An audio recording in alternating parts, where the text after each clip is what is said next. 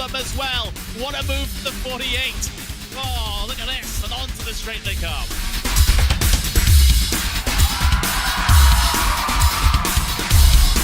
Brilliant move there from the number 40 to make it through. That left-hander sliding up the inside, going up now over Hawthorne Hill, down Pilgrim's Drop, and it's brilliant stuff here at Brands Hatch.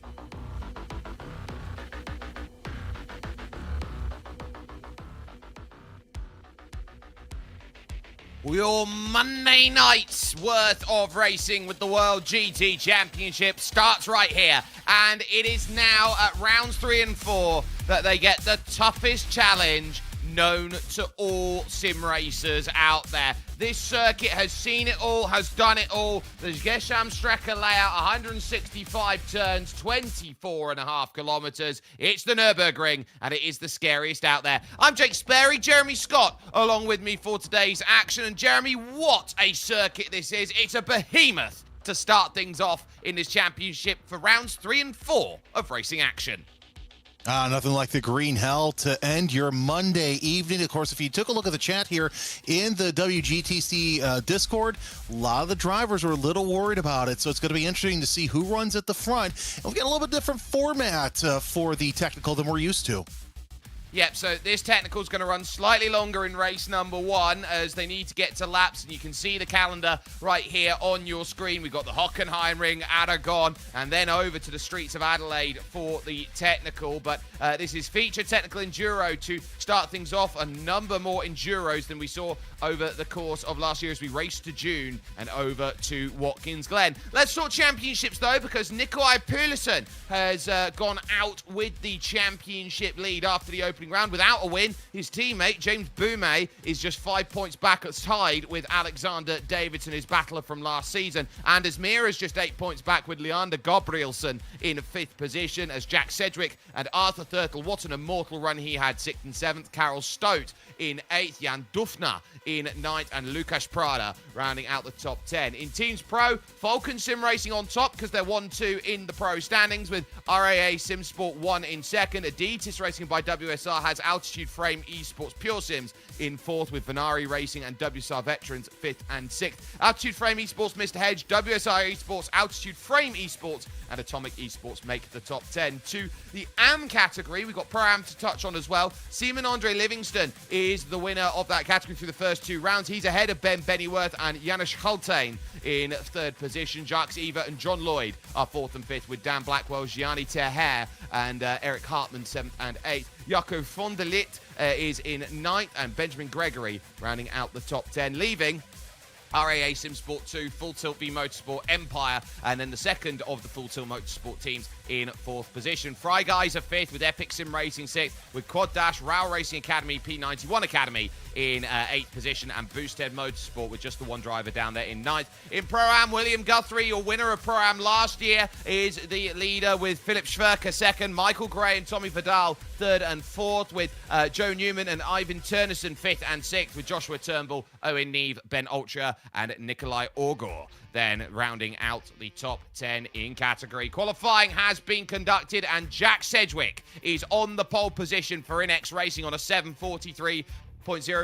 James Boumet will be alongside him as Jan Dufner is starting from 3rd and Alexander Davidson in 4th. It's then Ross McFarlane and the first of the Pro-Ams in Ben Ultria in 6th position. Nikolai Perlison, the championship leader, goes from 7th with Lucas Prada in 8th. William Guthrie starts 9th, the Pro-Am championship leader, with Axel Slipacevic then rounding out the top 10. You've then got, after Axel Slipacevic, then 11th and 12th, which was Anders Mir and Tommy Vidal, as Adam Watson and Nicholas Gross will be on row 7. Aidan Young and Dennis Grabowski follow that, with Luca Phillip and Michael Gray on row 9. You then got Jack Osborne and Leander Gabrielson making 20. Eric Hartmann is the driver on pole of AM in 21st, with Josh Turnbull, Aidan Carter and Howard Hassan making up row number 12. 47 cars here today, as Tristan Engelstad will be in 25th and Josh Boot 26th. Owen Neve then will follow with Andrew Archer as Gianni Teher and Arthur Thurtle all the way back in 30th with a lot of work to do. Nikolai Orgor is 31st with Taylor Lane in 32nd. Ivan Turnison and Jesse Payne-Wilkins on row 17. Row 18 houses Ben Bennyworth and Janusz Schultain there, as it will be Benjamin Gregory and Simon Andre Livingston, the AM championship leader, all the way down in 38th, with Jacques Eva and Dean Timms 39th and 40th. Ben Cullen and Andy Scheel on row 21 with Paul Smith and Nathan Healy. And rounding out the field, 31 seconds adrift is Colin Sansom, and just in front of him, Phil Samways didn't quite get the lap that was necessary. Already on their formation lap in what are truly frigid conditions right now, 19 degrees track temperature. That is scary for drivers.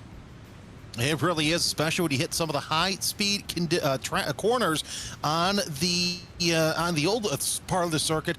Not necessarily worried about the GP side of things. You know, that's going to be fine. But I think the second we get back into the Nord, it's going to be quite interesting, as some of the tires may not be up to temp with both the air and the track temperature running about the same. Yep, so they're now going to try and do everything we can. We've got word from Paul Smith. I am going to crash badly.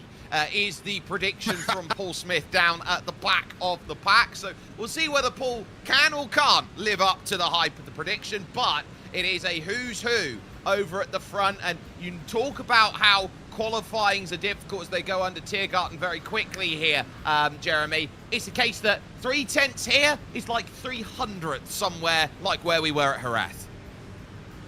It's really like that. And our admin goes, "Did you practice for today, Paul?" Well, Paul, if you crash, there's a seat next to us here in the booth that you could talk us through the lap. I mean, no harm, no foul. But either way, yeah, the 31-second gap between first and last, it's not that much of a big gap, really, when you consider how massive this facility really is.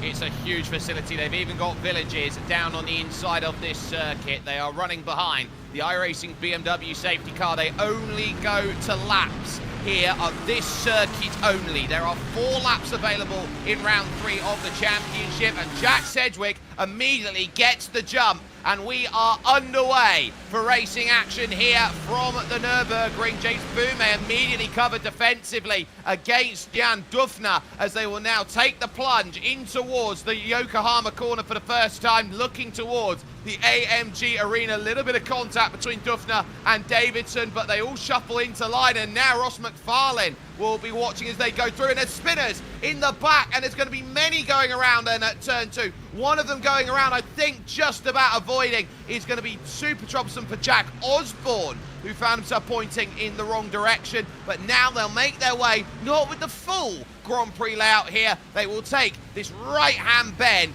to cut across the middle of the circuit, which used to be known as the Kazambingdang, and back over to Xiaomi Corner. And I think that either Davidson or McFarlane lost the front clip also there in the first couple of quarters. But either way, your top 3 already check it out between Sedgwick, Boumet, and Dufner. 1, 2, 3 as they try and work their way over the curbing and then set up for the long run through the laps. They work their way through the Warnsteiner curve and into to the heavy braking zone, which will set them up a different chicane than what we're used to. And you see the replay here. Tommy Vidal, one of those drivers who was involved in that early race spin, is now the fun begins for our leaders. Yeah, onto the Nordschleife then for the first time out of 4, and they will charge through. So Tommy Vidal finding the trouble early, and that's why. So he tries to stay out of the way in the RAA SimSport car, and he just finds a car to turn across the nose, and you just are scared at every point. Cold tyres on a track like this, to start off a race like this, it takes you till the Nordschleife, and about when you hit the brakes over a corner, I would like to say Arenberg is the first time you can really start to feel confident in the tyres underneath you. This was Nikolai Orgor then going through turn 4, and the car just absolutely snapping. Aiden Carter now in trouble. That's going to happen, as you mentioned, for the first half of the lap at the very least, as Michael Gray, because of that, working his way up. And yeah, unfortunately, oh, that's going to be hard hit there. Oh, Aiden had no place to go, as it looks like they were a little high centered. Let's see who the other car was involved, but Aiden quickly falling down, and that's going to be a tow. Yeah, Nikolai Orgor, black and orange mechanical flag, known as the Meatball, as he gets that sorted through then over to Arenberg corner. The fighting, they'll go under the Xiaomi bridge here at Arenberg, and now we'll take the ride up through the Fuchsruhe, and now over towards compression and Ardenau first, which is the crested rise up over the top of this section. So we'll see how Aiden Carter went around in that AMG Mercedes. It was just an over-opportunistic look to the inside. That is what we call getting sent to the rail. And of course, the rails, they'll come at you quick, as close as they are. This is old-style racetrack here, so no surprise. And then you see at the last second, almost got clipped earlier than we thought. And yeah, one thing led to another, and it was just basically game over, as now 2 cars essentially out of this race. We'll see how long it takes for both of them to get repairs done. But either way, Nikolai Poulsen looking pretty good in 4th place. He's caught up to those lead 3. Remember, they broke out early on in the Nordschleife end of the lap, but you take a look at his gap to Ross McFarlane. It's about 2 seconds separating the two of them. Ben Altria, the only Pro-Am right now in your top 10, and really with 4 laps you think, oh, that's a short distance, but still you've got plenty of time really to hook yourself up and try and make a pass and set yourself up for that long run to the end of the lap. Ivan Turnison in trouble, side by side. Oh! And that's up the hill through the compression. You never want to go side by side through there, because you've got so much negative G, or as you go up the hill, that the car just wants to be pushed over to one side. And Turnison finding out what happens when you hit one of the very old school curves around here. And we say old school, these curves stack up and are nightmarishly difficult. We focus here with Ben Altria at the moment in 8th. That is Alexander Davidson in front with no front bumper. And that was, so that was the car that had no front bumper that got knocked off in the first couple of corners. By the way, I'm already counting 5 cars out. We haven't even completed halfway through a first lap, and our buddy Paul Smith up to 35th right now, up 8 spots, as he and Jack Osborne are battling each other. Here's Jesse Payne Wilkins sliding through the grass, and really with the lack of room, it's, once you get involved, it's going to be a multi-car incident, as you saw one of the BMWs sliding off through there, and of course Payne Wilkins losing a front clip. So that's just the theme of the day here at the Nürburgring. Gets a little bump by one of the altitude-free Mustangs and sets himself apart, but still a rough start for a lot of drivers. Yeah, and so that's the toe for Jesse Payne Wilkins there on the opening lap. Going wrong continent, I think is the right way to say. You can't do a Tokyo drift here in Germany. It just doesn't work like that. Cedric and Boume, 1 and 2. 3rd and 4th is Jan Dufner and Nikolai Poulsen, who is there on the back. They go through Hoheacht, and now along the back section of this circuit, the fabled run back as they head towards Wipperman corner here down through this SS section, and you're looking out of here over towards Eschbach and Brunchen. This is the section that you always see on the crash compilation videos of car was unable to hold it on track. A lot of the times it's due to cars that don't have roll cages, which, you know what, though? Here's the thing. This is on one of my bucket list of tracks I want to get to at some point and do at least one toll lap just to say I did it. I just got to make sure that that those who have death wishes are not on track at the same time. How about Jack Sedgwick leading this race so far with Boomy, Duffner, and Poulsen close in tow?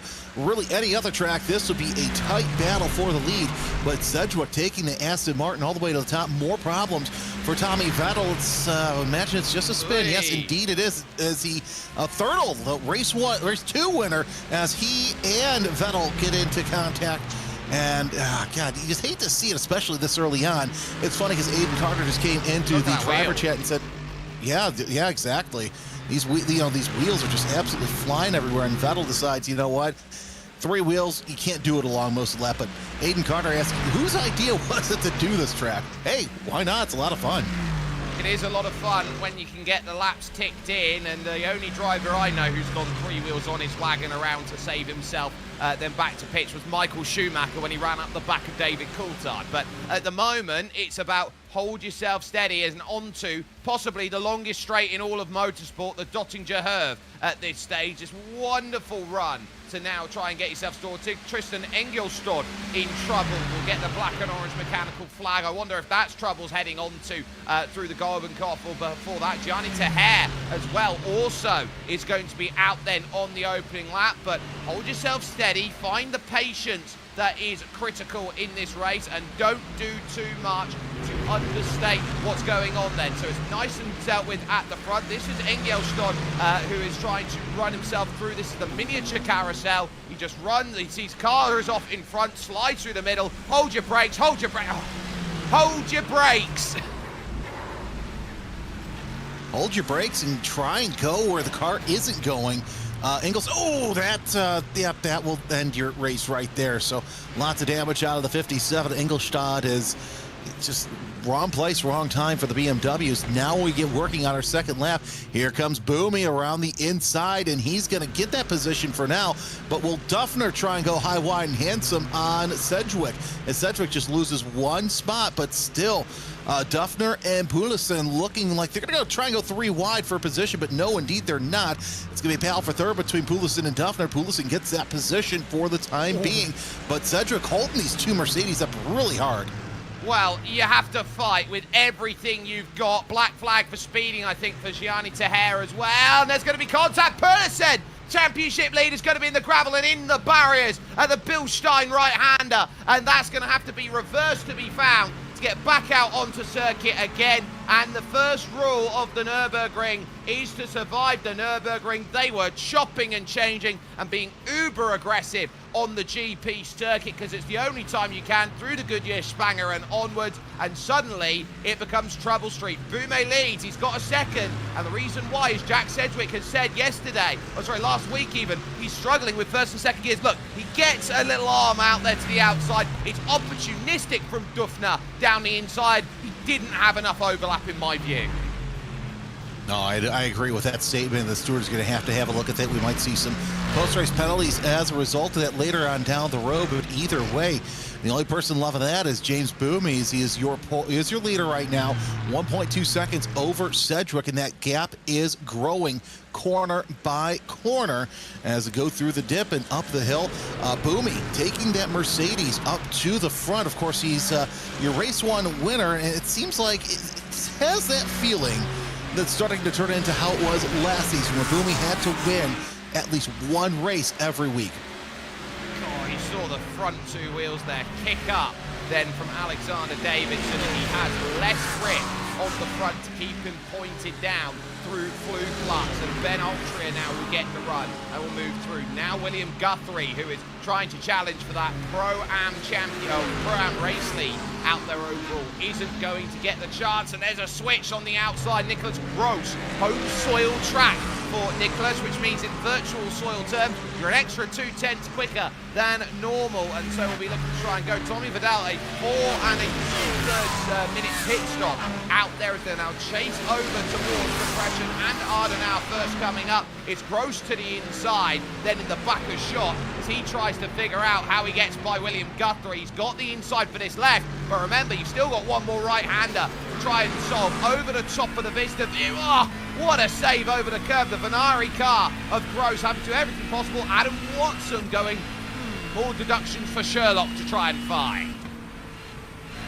Heading into the left-hander, that's Meisfeld. You're just going to see so many interesting and great saves here throughout this, because it's a track of heroics, to say the least. And you know that's just understated to say it, because you got to remember when F1 raced here, there was all those guardrail, but there wasn't much protection for the drivers. Now the GT3 stars in cars love to come here for VLN, whether it's 4, 6, or even the 24-hour race. It makes for some entertaining times as you're still watching this battle for position. You see the 55 of Davidson falling back after having that front clip taken off early with 4 laps only run. I'm not surprised that Davidson is staying out there, but Guthrie, Gross, Watson, all sitting back there. Here's your battle for the second place for Sedgwick, trying to hold on to it after Duffner closing in. So it's Aston versus Mercedes here, and Boomy, he's checked out. So long, see you later. James Boumet is now looking to try and run into the distance, and will be looking to use this lap as that launching point for it. Now this is Nathan Healy and this is through one of the tougher sections of the track to get right. Again, up over the top of compression. That Lamborghini will not feel the best, and another little look at Pearlison, the championship leader's issue. So he gets shoved out wide. There's the look down the inside. You can't go and cover it, and he's done very well to only have that shunt in. It jumped in to the barriers there to disperse the energy as they go. Now over to the Caracciolo carousel. It is normally just known as the carousel, but now the Caracciolo carousel, named after Rudolf Caracciolo, the driver of the Silver Arrows 1930s Mercedes out there that were all conquering in terms of how quick they were. So Aiden Carter going to be back out. Will they lose a lap? That's the question in the number 42. And as of now, that's going to be a no, as Carter, Payne Wilkins, both out there. But since the lap's so large, they're going to technically stay on the lead lap. And going to be interesting to see if they could keep it going on the track. But either way, Sedgwick opening up a little bit bigger gap over Duffner, as we're getting close to the Stefan, coming around the Stefan Bell S is here shortly. But man, I got to say this, that Aston Martin's hooked up through this third sector. It is, and this is where you're going to have to find the medium to higher speed corners are the advantage. Andy Scheel, everyone loves Andy Scheel out there, or back steps out trying to get the power down on the Mustang. Again, it turns around. Look at the amount of cars that are going to have to go and fly through. 4, 5, 6, 7. Very tough to go and get back onto track, and especially around here, you see the uniqueness of the Nürburgring circuit. All of the various writings and graffiti that have come across this track, which are indications and markers of I was here. And, you know, it's one of the few tracks you can't get away with. It reminds me a lot of Tour de France sort of deals, as Scheel gets that meatball flag. Everybody loves him out there except for the Nürburgring, as now you see a little bit bigger gap as Guthrie trying to get around Alex Davidson for that 9th spot. Yep, like that. Just like that. There he goes. Easy pass, you're going to run wide like that, that's going to be difficult. And now Andy Schill's had a second instant. This is over the top of Hoeyat, the car snapping around like nobody's business, bang, into the guardrails. And I wouldn't be surprised if this wasn't virtual, that there would have been damage to that guardrail. And if you do damage the guardrail out there on your toll lap, you are liable to pay for the damage of the guardrail. That explains where the Barber family gets that from, because then you take a Barber Motorsports Park, yeah, you got to pay. You break it, you bought it. So definitely got to be careful, especially when you're on those toll laps. Grabowski, who had a weekend to forget last time out, tried to hold off Anders Mira. Usually we see them a little bit further to the front, but Ben Altria not too far away, the interested spectator. He's still got a little bit of a gap between he and William Guthrie, as those two are the only two Pro-Ams in the top 10. Nicholas Gross goes up to 10th, as we're set to complete half distance as we come across the line. Again, it's 4 laps we're running today, and Boomy still your leader by a large margin, but Mira in that BMW losing a little bit of ground. Does he try and make it up in the braking zone? He's going to. A little bit of a wiggle though, as Grabowski still sitting there in position. Yeah, Yeah, we might have just lost feed there for a moment on one of our cameras, but we'll continue on out there with what we've got going on. So Anish Mira is trying to do everything to catch up with the likes of Denis Grabowski and co. Now, I'm keeping an eye here on Jack Sedgwick and his times. Now, he's been able to focus and get half a lap's worth of confidence after what was dealing with the battling here a lap ago. And Jack here has held the gap to about 1.5 to 1.7 seconds. If he can pull that within a second over the course of this next lap, he's got a platform with the likes of Jan Dufner to go out and say, look, we can race for the victory. If he can't get that done, Jan's going to be over him like a rash, trying to battle him out there for second and third positions. Well, this first race is just a nice little warm-up for our hour race that we'll have here in just a little bit. So, yeah, now the drivers getting out there, getting comfortable with their cars. But, you know, trying to close in on James Boumet's, it's one thing to say the least. As, 1.6 seconds going into the Nordschleife. And, man, for Boumet to switch between the Mustang last season into the Mercedes this season, it just goes to show you that he is just, when he's on to say the least, and that is why he carries the #1 on his door. So this season, Sedgwick, though, losing a little bit of ground, but still not as bad as it could be through the first part of the session as we work our way towards Flugplatz. Still have also Grabowski and Mira in 6th place. So a lot of great battles here early on in this weekend. Yeah, so you've got these small little packs that are forming. There is an absolutely huge pack right now, which is forming behind Gross and Guthrie, which is Davidson, Gabrielson, Watson, Aidan Young's Corvette, and Nikolai Perlisson, who's on the recovery, trying to get back to a top 10 here in this race 1 of 2 tonight, round 3 of the championship. He's classified as -8 at the moment in 15th, but if he's got the bit between his teeth, which he does at the moment, as they head their way over towards Arenberg corner here, they go through Schwedenkreuz and now into Arenberg, outside line. Oh, that's a big, bold move there against this one from Adam Watson. He's going to run wide, but that's going to force side by side with Gabrielson up this section. They almost tangle then as they deal with their tyres and lean on each other up through this section. There are no liberties between these two, and there's the move. Absolutely aggressive from Adam Watson, that karting background coming into play. Absolutely fantastic for Watson to make the move, especially moving onto our force. You're on board with Poulis. It's still sitting in 15th as he's got a windshield full of Aidan Young in the WSR Corvette. One of the very few, if not only, Corvettes in the field, but either way, the sole American here at the championship, trying to hold his ground. He's going to have to hold it even tighter as Poulis dives to the inside and takes the position.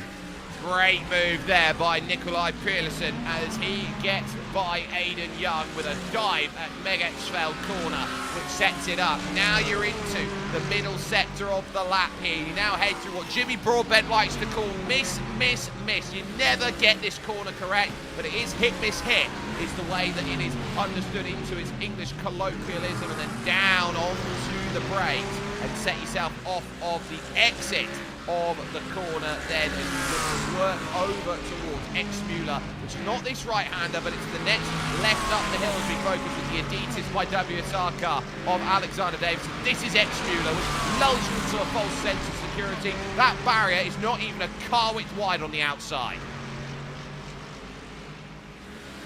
No, it's not. Of course, one wrong move, and you're going to be eating a whole bunch of Armco there as you're still seeing Davidson.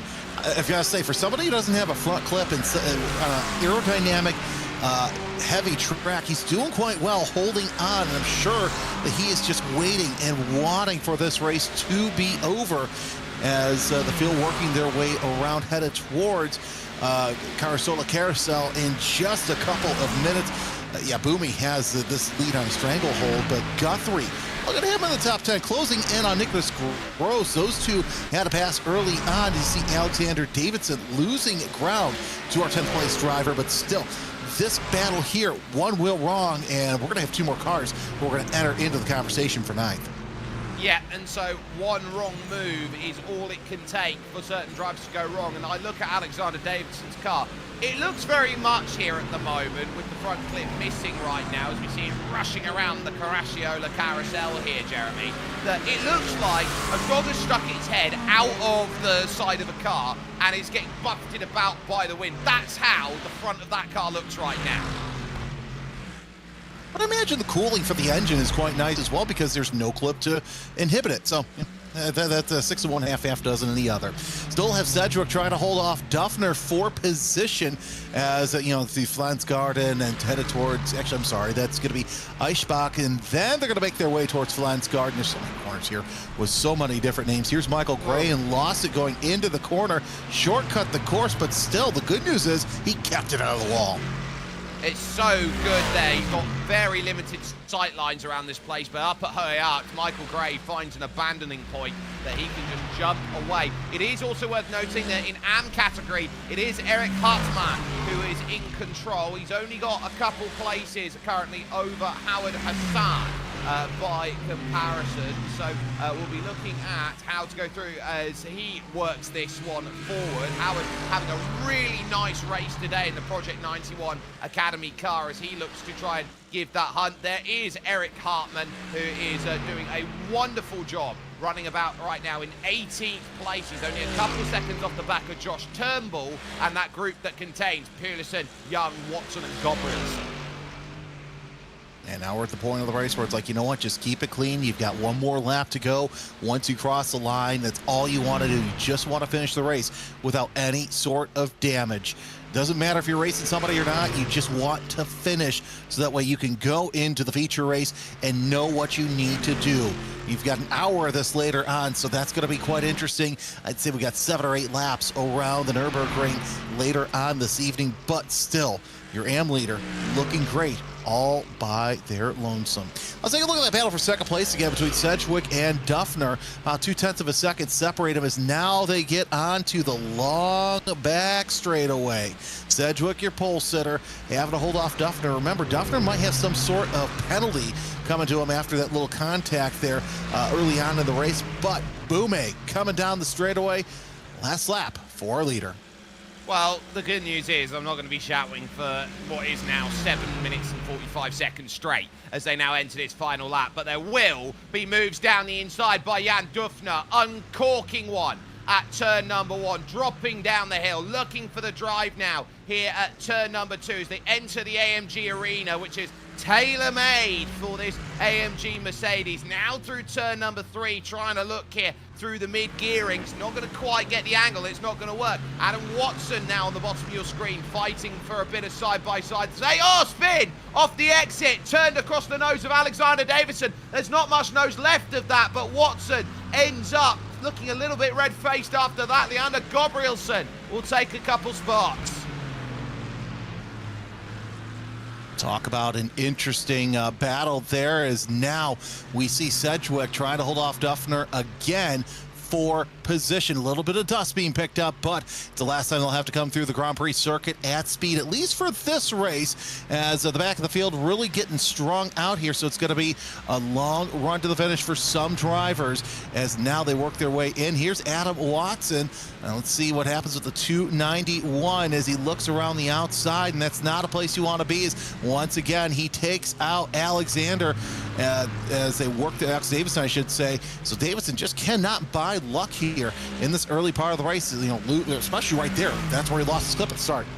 Alexander Davidson there just was trying to take a natural line, and I think Adam Watson was trying to cut over to the right as quickly as he could out of turn 1 to give a real big attacking line through the AMG arena at turn 2. That's why you see the trouble that is out there at the moment. Sedgwick now here in 3rd position. It's the 1 in 1st position. It's the double 1 in 2nd position, and the 18 of Jan Duffner in 3rd. They will now take the run over to Flugplatz corner, and they will now hit this jump over the top, make sure that the car settles here for this fast right-hander, and know that they're now on the run here to Schwedenkreuz and then to Arenberg corner. The next one's out there, and it's about giving yourself a platform in this phase of the race to just make sure you can get yourself steady. Here's the scarier thing though right now. This circuit's dangerous at the best of times. We're going to put a reverse grid on it for the main race that'll be coming along.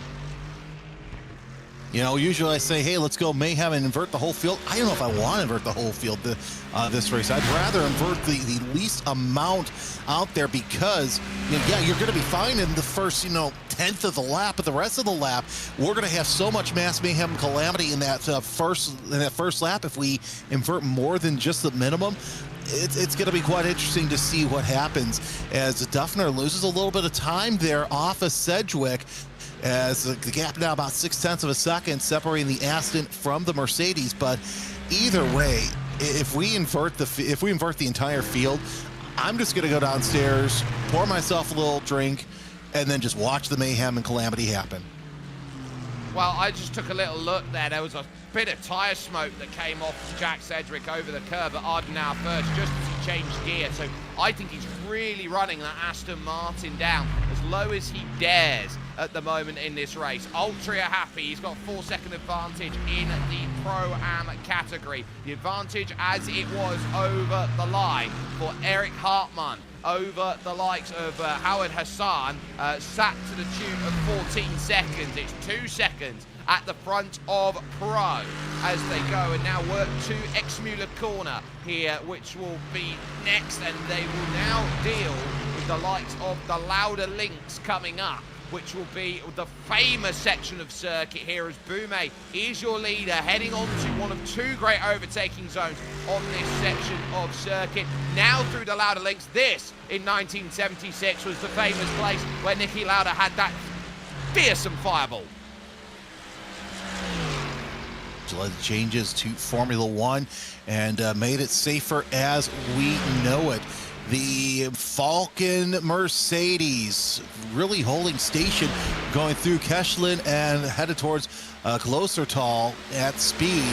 But I got to say this, once Boumet took the lead, we knew it was going to be game over. Didn't realize how much of a game over it would have been as he just keeps opening up big stances. And you see, I just love some of these shots that we have here because you see the front end get picked up just a little bit from some of these drivers. Either way, tip of the cap here. You know, Boumet, once again, running on his own, but tip of the cap to Grabowski. This is almost like basically a refresh run for him after a horrible last week. He's down at the bottom of the standings right now, but 6th place, he's got to hold his head up high to know that he's actually done well, at least in race number 1. Well, he's not there yet. Remember, we've still got half a lap to try and uncork, and this is a fearsome final half a lap. You think these drivers have been so strong, they've been so resolute through these 4 laps worth of racing. The big factor of this is going to be that you breathe the wrong way around this circuit. You're off, you're out, and it can happen to anyone at any time, at any opportunity. So James Boumet still has to drive at 100%. He hasn't done this one in chunks. He has nickel and dimed his way up to a gap here in this race, and he knows that Jack Sedgwick is going to be in his element on this final lap. He's still hunting, he's still applying that pressure. You can't back out of any corner, you can't lift back, you can't wait. He's there at the moment as they now make this long run over this section, bumping. You'll get a jump a little bit here over at Flansgard. Look at that. Absolutely love it. Of course, if you're off kilter, that's just going to ruin things for you through the Stefan Beloff S. And we got one more big, almost a carousel coming up, and then it's a long run down through the toll straightaway as you see our buddy Paul Smith do a loop-de-loop. He hasn't crashed out, so, you know, he's got that going for him, but still a great run for him. Most of it part and parcel due to attrition, but either way, other than that spin, Paul's been keeping it clean, which is absolutely fantastic to see. And I will say that if Paul does finish this race, he hasn't quote-unquote crashed. You can never trust anything he says in a broadcast ever again by that measure of point. There he is, tongues out as he's really concentrating now through the corners. You get a real sense of how hard he is having to work out there to make sure he holds his line and he holds his ground. But the Dottinger Herve then out of the Goldenkopf corner is there for James Boumet, who knows now that all he has to do is just make one last braking zone on this track. It's the long wait as they pass the tourist entrance on the right-hand side. They will make their way over to Tiergarten corner here, this left-hander. They will now set up the road on in, because through Hohenrain, they will now be looking at a finish of all finishes. That is just a consummate drive by James Boumet. Never in doubt for the reigning champion. He will get his second win of the season, and in all conquering fashion here at the Nürburgring. Jack Sedgwick will finish off in second. Jan Dufner will have a magical third place. It's Prada and McFarlane who will round out your top 5, and we've still got battles to the end. Watch out for Poulsen trying to get a place late here as Ben Altria gets the Pro-Am honours as he tries to steal one here on William Guthrie. He's just going to run out of time. Altria looking really good there in that 8th place. Of course, there is your AM leader sitting in 18th spot. Eric Hartman does all he can, and he will get race number 1 of the season for him after Simon Andre Livingston took the sweep last time out at Jerez. The Mercedes driver finishes 18th overall and your pro winner. AM winner. Yeah, as an AM winner, it is a very great result for Eric Hartmann. He'll be pleased to all regards of it, as drivers will now be finding their finishes over the line. You've got likes of Ben Cullen and Ben Gregory and Janusz Hultain all fighting in AMs for in and around 26th, 30th. We're going to have to wait a full 5.5 to 6 minutes out there for Aidan Carter to finish. So let's get provisional results then on the board, as cars will be making their way over the line. James Boumet in control, winning by 1.6 seconds in the end over Jack Sedgwick. Lap 2 being the decisive factor, as Jan Dufner will finish in 3rd and Lucas Prada in 4th position. Good work in the Team's Championship for Adidas Racing by WSR, as Ross McFarlane is 5th and Dennis Grabowski is 6th for Altitude Frame Esports. Anas Mira is 7th, with Ben Altria winning the Pro-Am category in 8th. Nicholas Gross will be 9th, and William Guthrie would round out your top 10.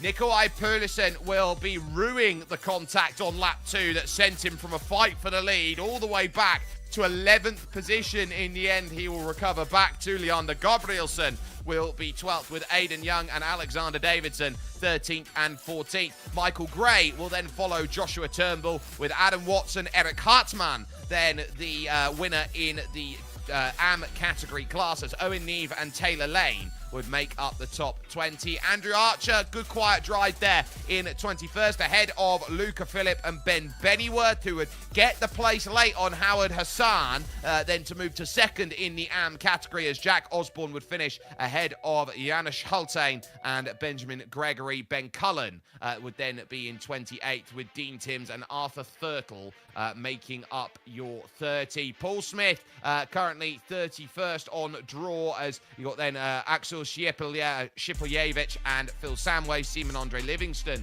back down the order then, as Colin Sansom, Gianni Teher, Josh Boot, Tommy Vidal, Ivan Turnison, and also the likes of Jesse Payne Wilkins making 40. 41st and 42nd being Nathan Healy and Aidan Carter, and those are lap down or further: Andy Scheel, Tristan Engelstad, Nikolai Orgor, and then Jacques Eva. The one non-starter then in that race was Jaco von der Ligt, who ultimately for the South Africans will not be best pleased with how they go. So now let's talk reverse wheel in just a moment here, as we have got such a magical moment to try and keep in mind. It could be anywhere from 20 to full reverse around this set kit, and oh my goodness, we're going to have carnage here. Jeremy, it's a full reverse at the Nordschleife. Oh, no. Well, this race will be sponsored by whatever's downstairs in my closet, because this is absolutely going to be mayhem. It's going to be the most unhinged race I think we will ever see in the World GT Championship. That much we can say. And you talk about how you've got to get a good race too. Yeah, you've got an hour to go and make those passes, but critically, Jeremy, it's an hour to make those passes, but there's only 2 places really on the Nordschleife you can pass. only 2 places, and plus you still have to factor in that pit stop as well. Which lap will you take it? You don't have many chances or choices to make that compulsory pit stop, and you got to go for the overcut or undercut as well. That's the only way you're going to be able to improve upon your position outside of other drivers' misfortunes. Well, misfortune is for those who favour the results that they need around this Nordschleife, or what is the Nürburgring Gesamtstrecke layout, which is used for the VLN. And the VLN, of course, a circuit or the racing series that said if you want your Nürburgring license, you can now run in iRacing to get your VLN license to race in the VLN, or your Nürburgring license as it is. And that gives you the opportunity to race in things, for example, like the Nürburgring 24, which Max Verstappen was able to move so he can race in the Nürburgring 24. We are going to step aside for just one moment here on RaceSpotTV, because round 4 of your World GT Championship is just around the corner.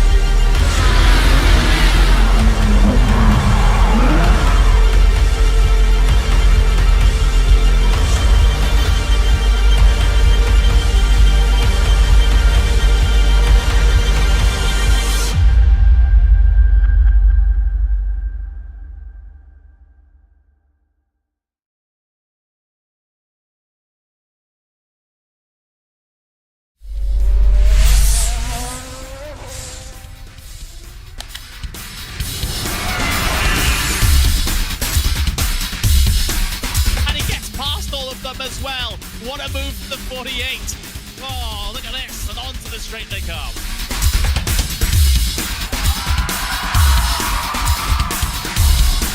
Brilliant move there from the number 40 to make it through that left-hander, sliding up the inside, going up now over Hawthorne Hill, down Pilgrim's Drop, and it's brilliant stuff here at Brands Hatch.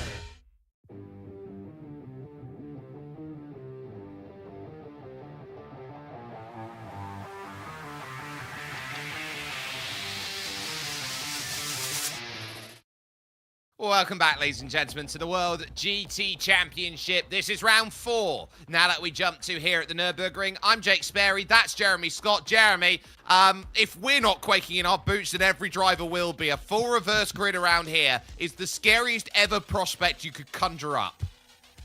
It really is, and you know what? It scares me a lot more than the draft coming up on you at Daytona, going 3 wide at Indy in turn 1. Yeah, there's just very few things that will scare me a little bit more, and I don't know whether we should be scared or not that our buddy Paul Smith is at the front, but let's ask him here in a second.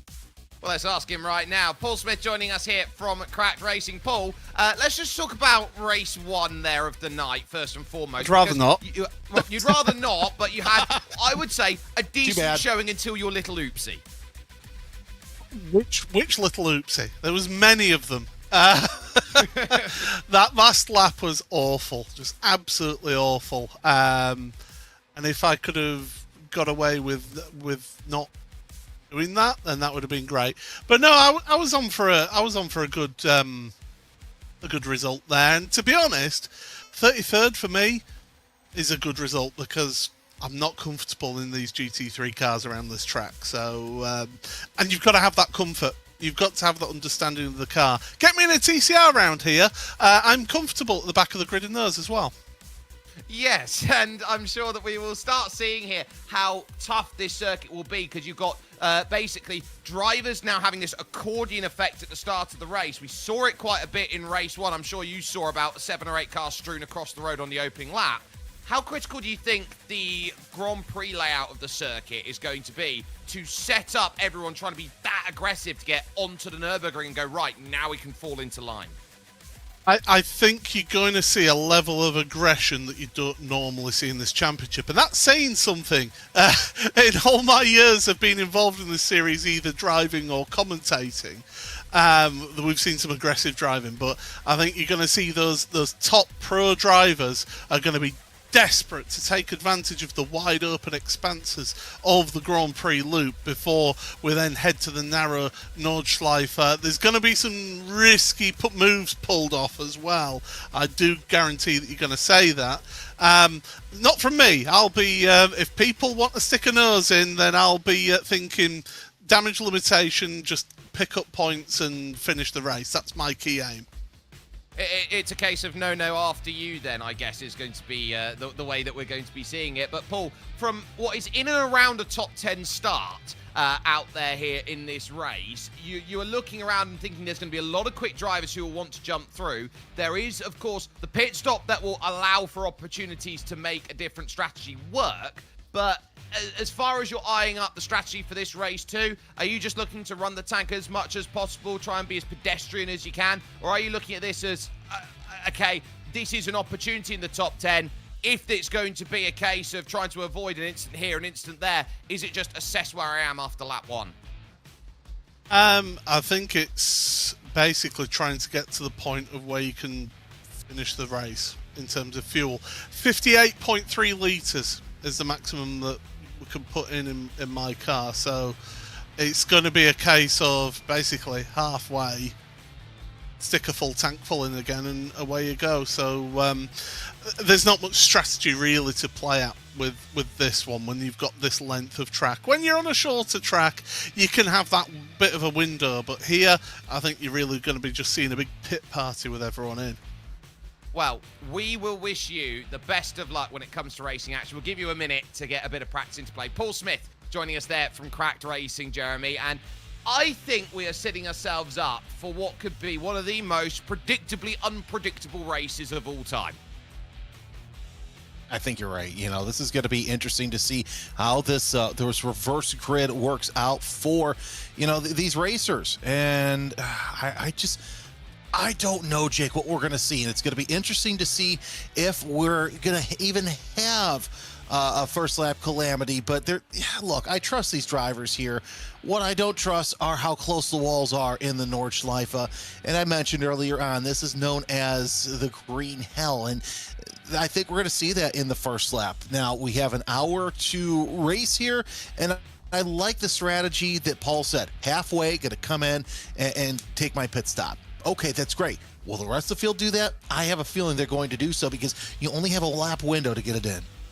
Yeah, there's not enough variance out there with how long a lap is around this place to sort yourself out and get things all ready. But the checkered flag has just flown in practice, which means the grid is about to stack here for round 4 of the World GT Championship. And with an hour on the clock here on this technical meeting that we will sit, the field will soon be lining up as follows. It will be Aiden Carter who will be on the pole position, with Nathan Healy alongside for company in the 187. Jesse Payne-Wilkins will line up in third, with Ivan Tornerson in fourth position. Tommy Vidal will go from fifth. He might be the quickest one inside the top 10, with Josh Boots sixth. Gianni Teha is at 7th, and Colin Sansom 8th, with Seaman Andre Livingston 9th, and Paul Smith from 10th position going to have a good run from row 5. Phil Samways is in 11th, and the leading pro is, again, Arthur Thurtle. He might have to do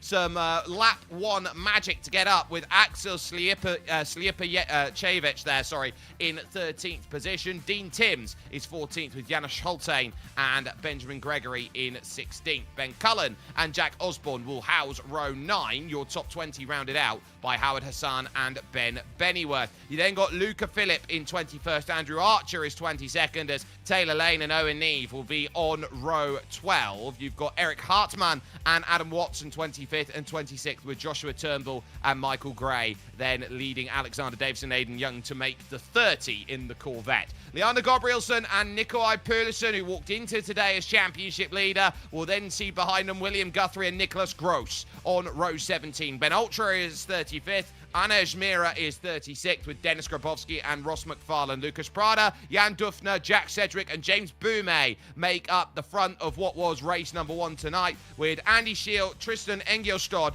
and Nikolai Olgor is going to make the 45 that get ready. Now, track conditions a little bit better. You got clear skies and 1 extra degree of track temp. Yay! So we're already doing better, but still, I think I'm not going to hold my breath until we get on to the Nordschleife. You know, you expect first lap incidents in turn 1, and it's funny, I'm going to call him out. Romero has all his money on Paul. Well, I guess that Jake, you and I are having steak for dinner tonight. I guess we are. So for those who are looking around and saying it's going to be Paul Smith, I would look around at Axel Sliapachevich as the driver to keep an eye on in number 45. That would be my drive to keep focus on. Who's your eye to the front? Not necessarily a winner, but your eye to the front. I say Thurtle. You know, look at how good he was in race 2 last time out at Jerez. He's always a threat to do something big in race number 2. Does not matter where we're at. So yeah, Thurtle's going to be interesting to watch. Also to note, Dean Timms looks like he's taking the start from pit road, so I think he's anticipating what may happen here. Howard Hassan has also gone for the same call and decides preservation is key in a race like this. They've got to race not twice around the clock, but they've got to race once around the numbers, so to speak. The minute hand has to go once around today, and they will now be looking to set up this round 4 of the championship, and it is going to be as crazy as you can have it. Pace car dives in, the jump is there already by Aiden Carter. Let's get ourselves underway then, here from the Nürburgring. An hour on the clock, and everybody now is going to have to try and scramble through. There was a bit of smoke at the back as they now drive down in towards turn number 1. Who's the bravest on the brakes? It's good work by Healy in 2nd position. He's holding his ground nicely, with Turnerson, who's up now into 3rd position. And just as I say that, there goes Healy. Now, right now, it's just Healy that's spun off and out of the way, but Aiden Carter doing all that they should early on. Get out front, get a gap before you hit the Nordschleife as they're working their way out of the Ravenel S's and headed towards the Goodyear curve. Heavy on the brakes for that right-hander to get back onto towards Giammi curve. But either way, a good gap already by Carter. Tennyson closing in, though, in that number 11. Oddly enough, the driver who's in the lead with the car that they were running last season closing up on him. Oh, we got more spinners. We saw Paul Smith and Colin Sansom come together. Middle of the road is one car. That's Ben Cullen trying to get out of the way of everyone. That's the smash up at the back. Nicholas Gross now with the meatball flag on the opening lap of the race. So a dramatic start to say the very least, as everyone's getting caught up in everyone else's instance. Andy Archer also taking a tow back to pit lane as we enter to the Nordschleife for the first time in round 4. Everybody trying to give themselves room. Everybody trying to give themselves opportunities out there in this race. And this was Paul Smith. Sanson runs wide, spins in front. Paul gets a tap, and everybody scatters like rats off a sinking ship. Yeah, nowhere for Paul to go. It's just a shame that he was a part of somebody else's mess. There's Andy Archer's little incident through the Goodyear turn. Oh, goodness me. 2, 3, 4 cars all involved. It's almost like a car park over there with last week's sweeper, Simon Andre Livingston, able to shove away. And there's another Mercedes. In the pits, Nicholas Gross, Leander Gabrielsen, your AM winner from round 3, Eric Hartmann in there, Andy Archer, Jack Osborne, and Gianni Teher in trouble. Howard Hassan backwards into the wall there, which forms the Nordschleife pit out there on track. So major dramas on the opening lap. This was Ben Cullen just getting a little bit loose, the tyres slipping about as they go forward. Now, there's a huge gaggle of cars right now, if we can go back to live, behind Phil Samways here as they head over towards Arenberg Corner. That is a massive group that's got Gregory Sansom, Gray, Need, Turnbull, Poulsen, Davidson. They're all there, and it's bound to be drama because we're going to get 1,000 cars off the road as they now are going to scream on in. We've got a car backwards then over at Arenberg, and now they're going to spin across the road here at Arenberg Corner. The track's going to be blocked, surely, as they now try and tiptoe through. Track's jammed!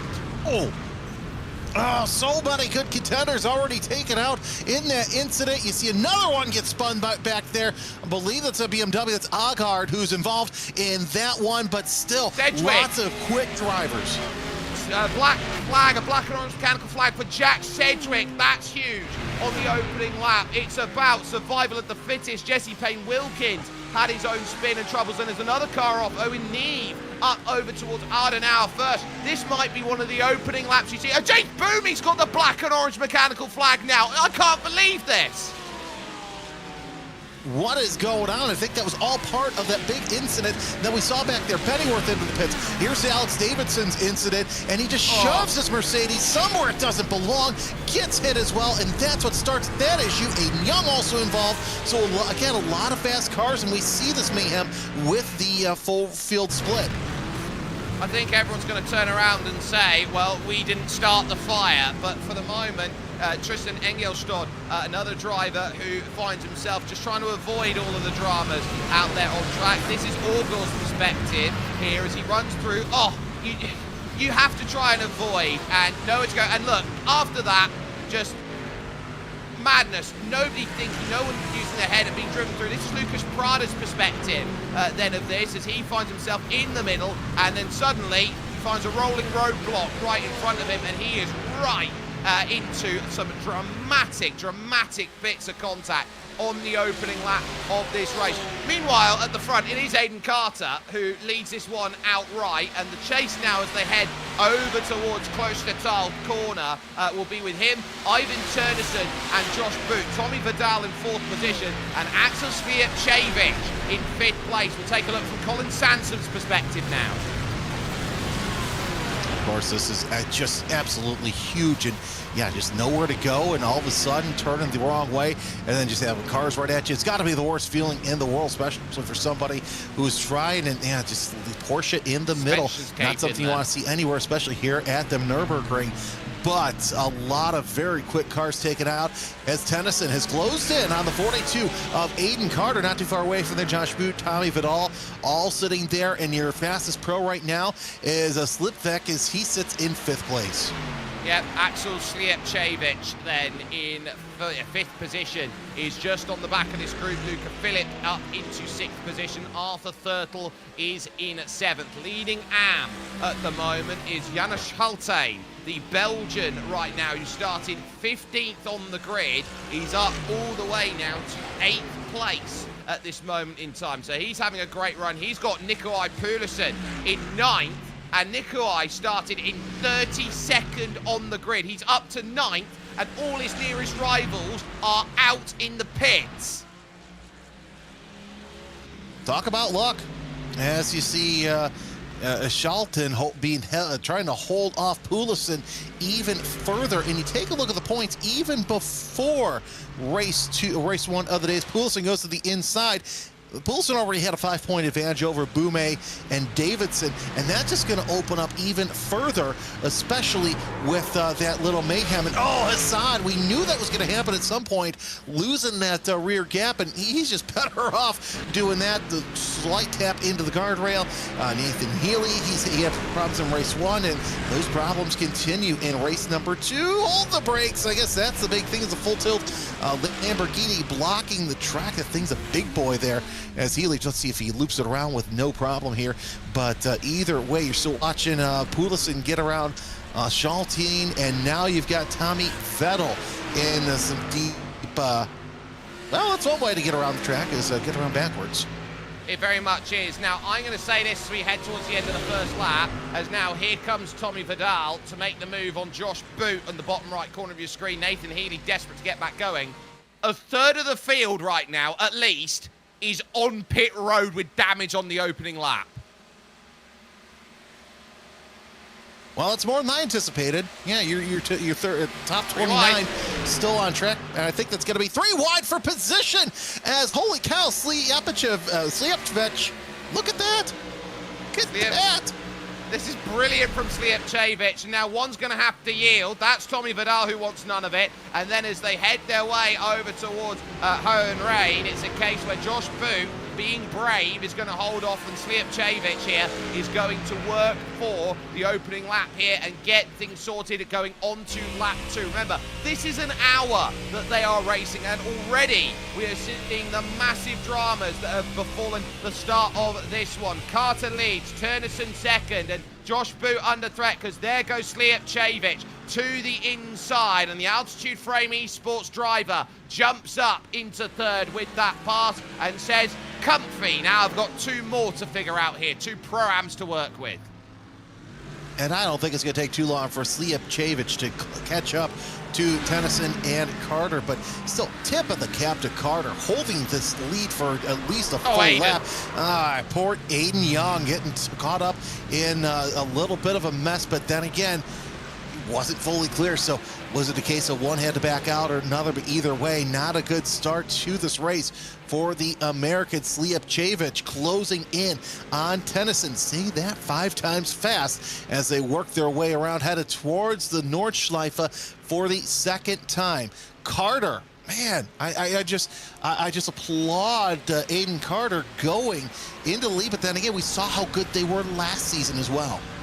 Yeah, we really did, and we saw there one of the Altitude Frame Mr. Hedge cars there. Josh Turnbull didn't quite have enough there, and actually Ivan Turnison then is going to lose the place coming onto the Nordschleife. So Slijepcevic up to second now and will be eyeing up Aiden Carter for the race lead. He's got effectively 6 seconds over Luca Philipp to work with at the lead of the pros as they have been trying to sort themselves out. There have been some huge gainers in terms of this race to keep in mind, and I just want to note these drivers who will now have a massive profiteering moment in the Pro Championship here.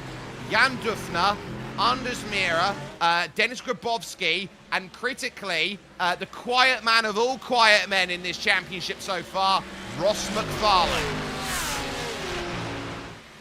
Yeah, it's going to be a big point swing for a lot of these drivers as they came out of Jerez with a big gap, but who knew that the Nordschleife would be the wild card here at race number 1. Slijepcevic closing in on Aiden Carter, as Carter may not have that lead for much longer. Over to Arenberg, they've run through Schwedenkreuz corner, or Swedish cross as it is anglicised, and now they will make the run over towards then the compression corner and Ardenau first, the next section of the circuit. For Aiden, he now knows that Slijepcevic is there, and this is the question of, do you want to push the boat out at this phase of the race, or do you want to be a little bit more tactical with it, maybe use the pace that Slijepcevic has and say, look, I don't want to really risk it because I'm still going to be leader of the pro-ams as they go. Poulsen passing Arthur Thurtle then That's a big move then that's gone through for 7th place, and Pulisic is a big threat in a race like this. Lipchevich knows he's just got to build the margin, build the gap as much as they can. Going into a mega corner now and trying to work up on the top side of the circuit. They will start to look. This is Kallenhard corner, and then Versafen will be next here as they will now start to work through the next left and right. And Thurtle showing why I don't spend time at the casinos, but either way, still a good start for the 70s. Pulisic closing in on Filip Slijepcevic, though, trying to do all he can. Oh, that is a mistake by Aiden Carter, and they're both in the wall. They're both spun, so the leader, both leaders ended up turned around. Tennyson takes the lead, and now Slijepcevic goes back to the pit. That's race over. Yeah, damage to the suspension for Axel Slijepcevic with no Axel ultimately at the end of all that. Tennyson now your leader, Josh Boot up to 2nd, and 3rd suddenly is Tommy Vidal in this place. Philip to 5th, Pulisic to 6th, Grabowski now up to 9th, and Taylor Lane for Misfits Racing now is inside your top 10. Ivan Turnison right now for RAA Simsport 1 will be looking around at this going, hang on a minute, I lead! Now time to pull off the rabbit's foot, start rubbing it as Josh Boot knocking on the door of that lead. Tennyson, this is a battle for the lead and the Pro-Am class, as Tennyson in the Lamborghini doing all he can to try and stay up at the front, but Josh Boot, man, that's going to be an interesting pass here. Here's a replay, and it looks like that Carter just got too high on the curbs and then just lost it. And Slijepcevic tried to go around, but unfortunately was caught up in somebody else's mess. Well, I look around at that, and that might even be something as simple as I forgot to map a reverse gear out there, so I couldn't get myself back around. Into the Caracciolo carousel goes Turnison, Boot, Vidal. Carter then follows with Philip in the fight for 4th, and Josh Turnbull now with a black flag, not a black and orange mechanical flag, a black flag. That is for hitting 20 incident points in this race already. Well, so many times you can go off and, oh, that's a big hit right there. That explains a lot. That is a mega hit into the wall, and one that is going to leave a mark. James Boumet, the driver then, who was trying to get something out of it. Car just snaps the other way, and that is, as I would say, as decisive gets for the reigning champion. Write this one off, park it, get your tools, get your keys, then get yourself on the next bus back to Dusseldorf.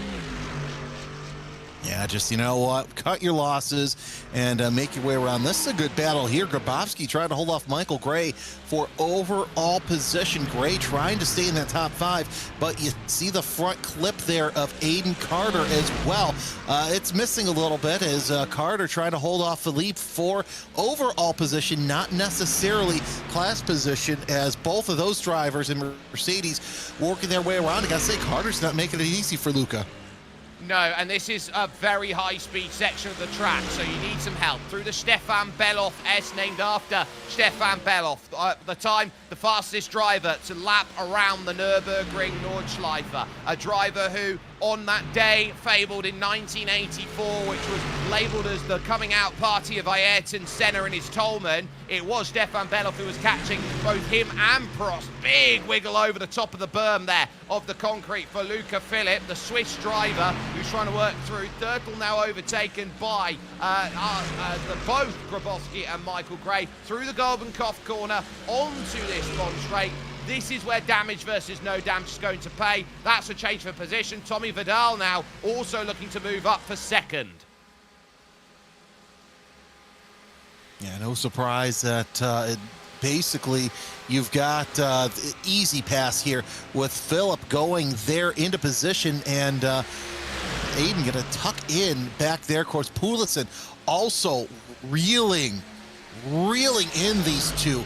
So I would not be surprised if Pulisic tries something. God, it's just so amazing, the commitment through these corners, as you see Philip just going in there, has the lead for Pro, but how much longer till Pulisic catches up between these two?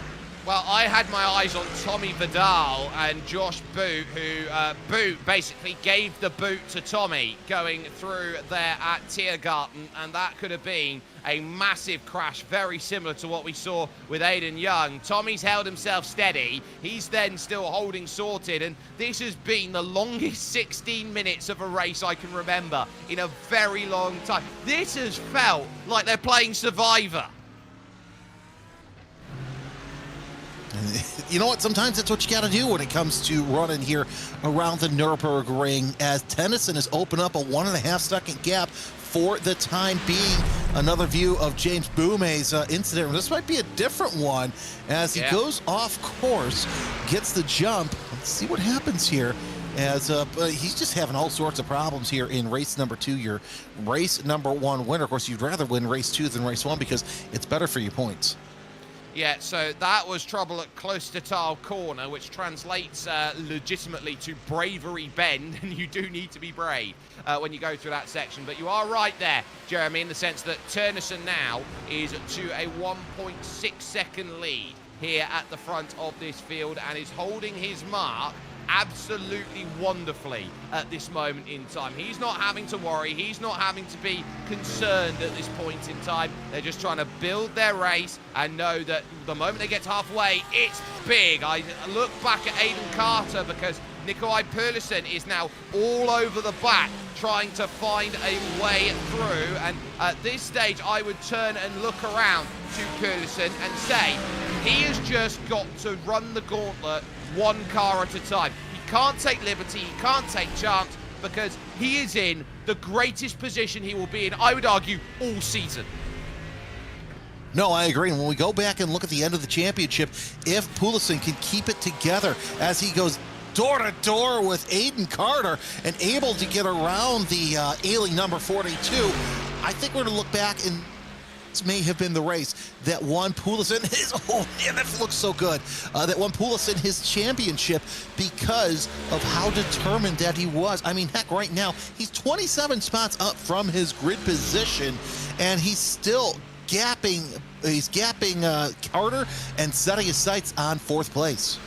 I wouldn't say he's out of the frying pan just yet, because he's still got those 41 minutes to go, and as well, he's got another 16 races at this championship at least to try and get in the back books. Now, there is the confirmation of the black flag for Josh Turnbull, which means he will have 4 laps to serve that, which will be a drive-through into the pit lane. But critically, I think he's looking to try and get himself through in his mark and do what he can. Josh Boot for Empire Motorsport. Now, they're having a lovely joke actually in our YouTube chat here as we're getting through this race right now, saying this is a big race for Josh Boot right now at Empire, because if he doesn't get it wrong, he's back to Atomic.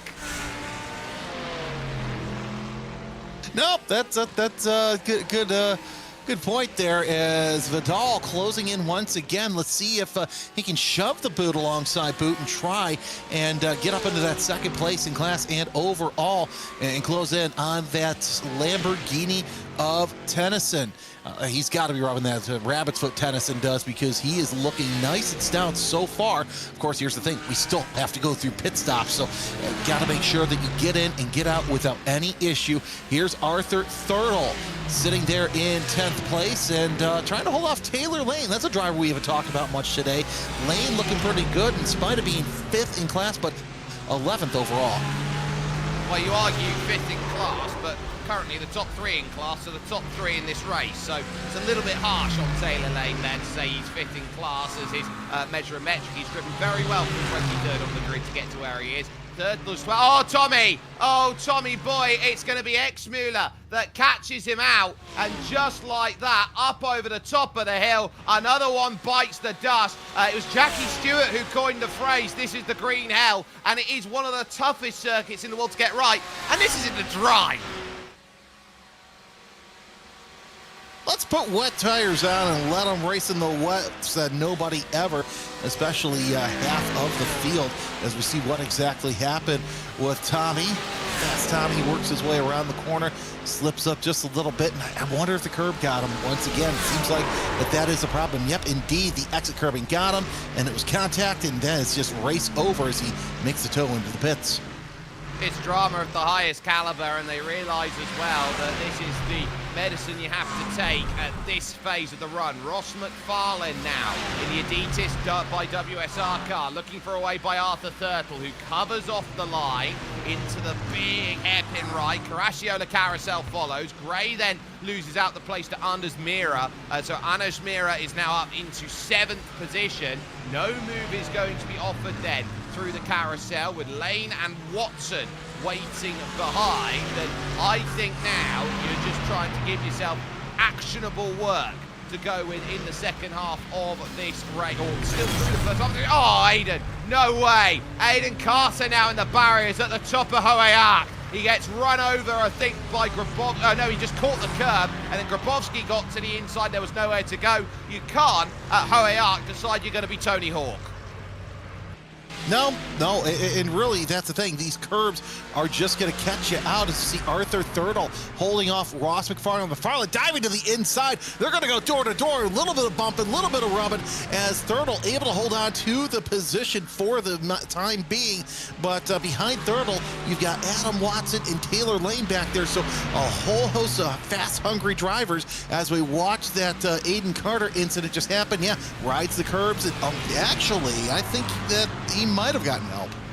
Yeah, he definitely had contact there, but it was a case of was he too late to cover off the move. Now, I want none of it, says Arthur Thurtle. That holds up Taylor Lane, who also wants none of it through Flansgarten. And now as they run to the Beloff S, McFarlane gets the clearance with Adam Watson in tow. He doesn't lift for nothing out there at this point. So Dennis Grabowski, another look, sees to the inside. It's too late there from Dennis. He's a fantastic driver in his own right, but he's just too late to the party. He's trying to be reactive instead of proactive.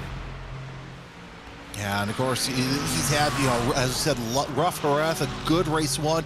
Race 2, though, he may get some penalties for this one. As Ross McFarlane, we saw how good he was last season, and he's just licking his wounds after having a rough start to the season so far, as he chases down Michael Gray for 7th, but has Adam Watson knocking at the door of 9th place in the overall standings.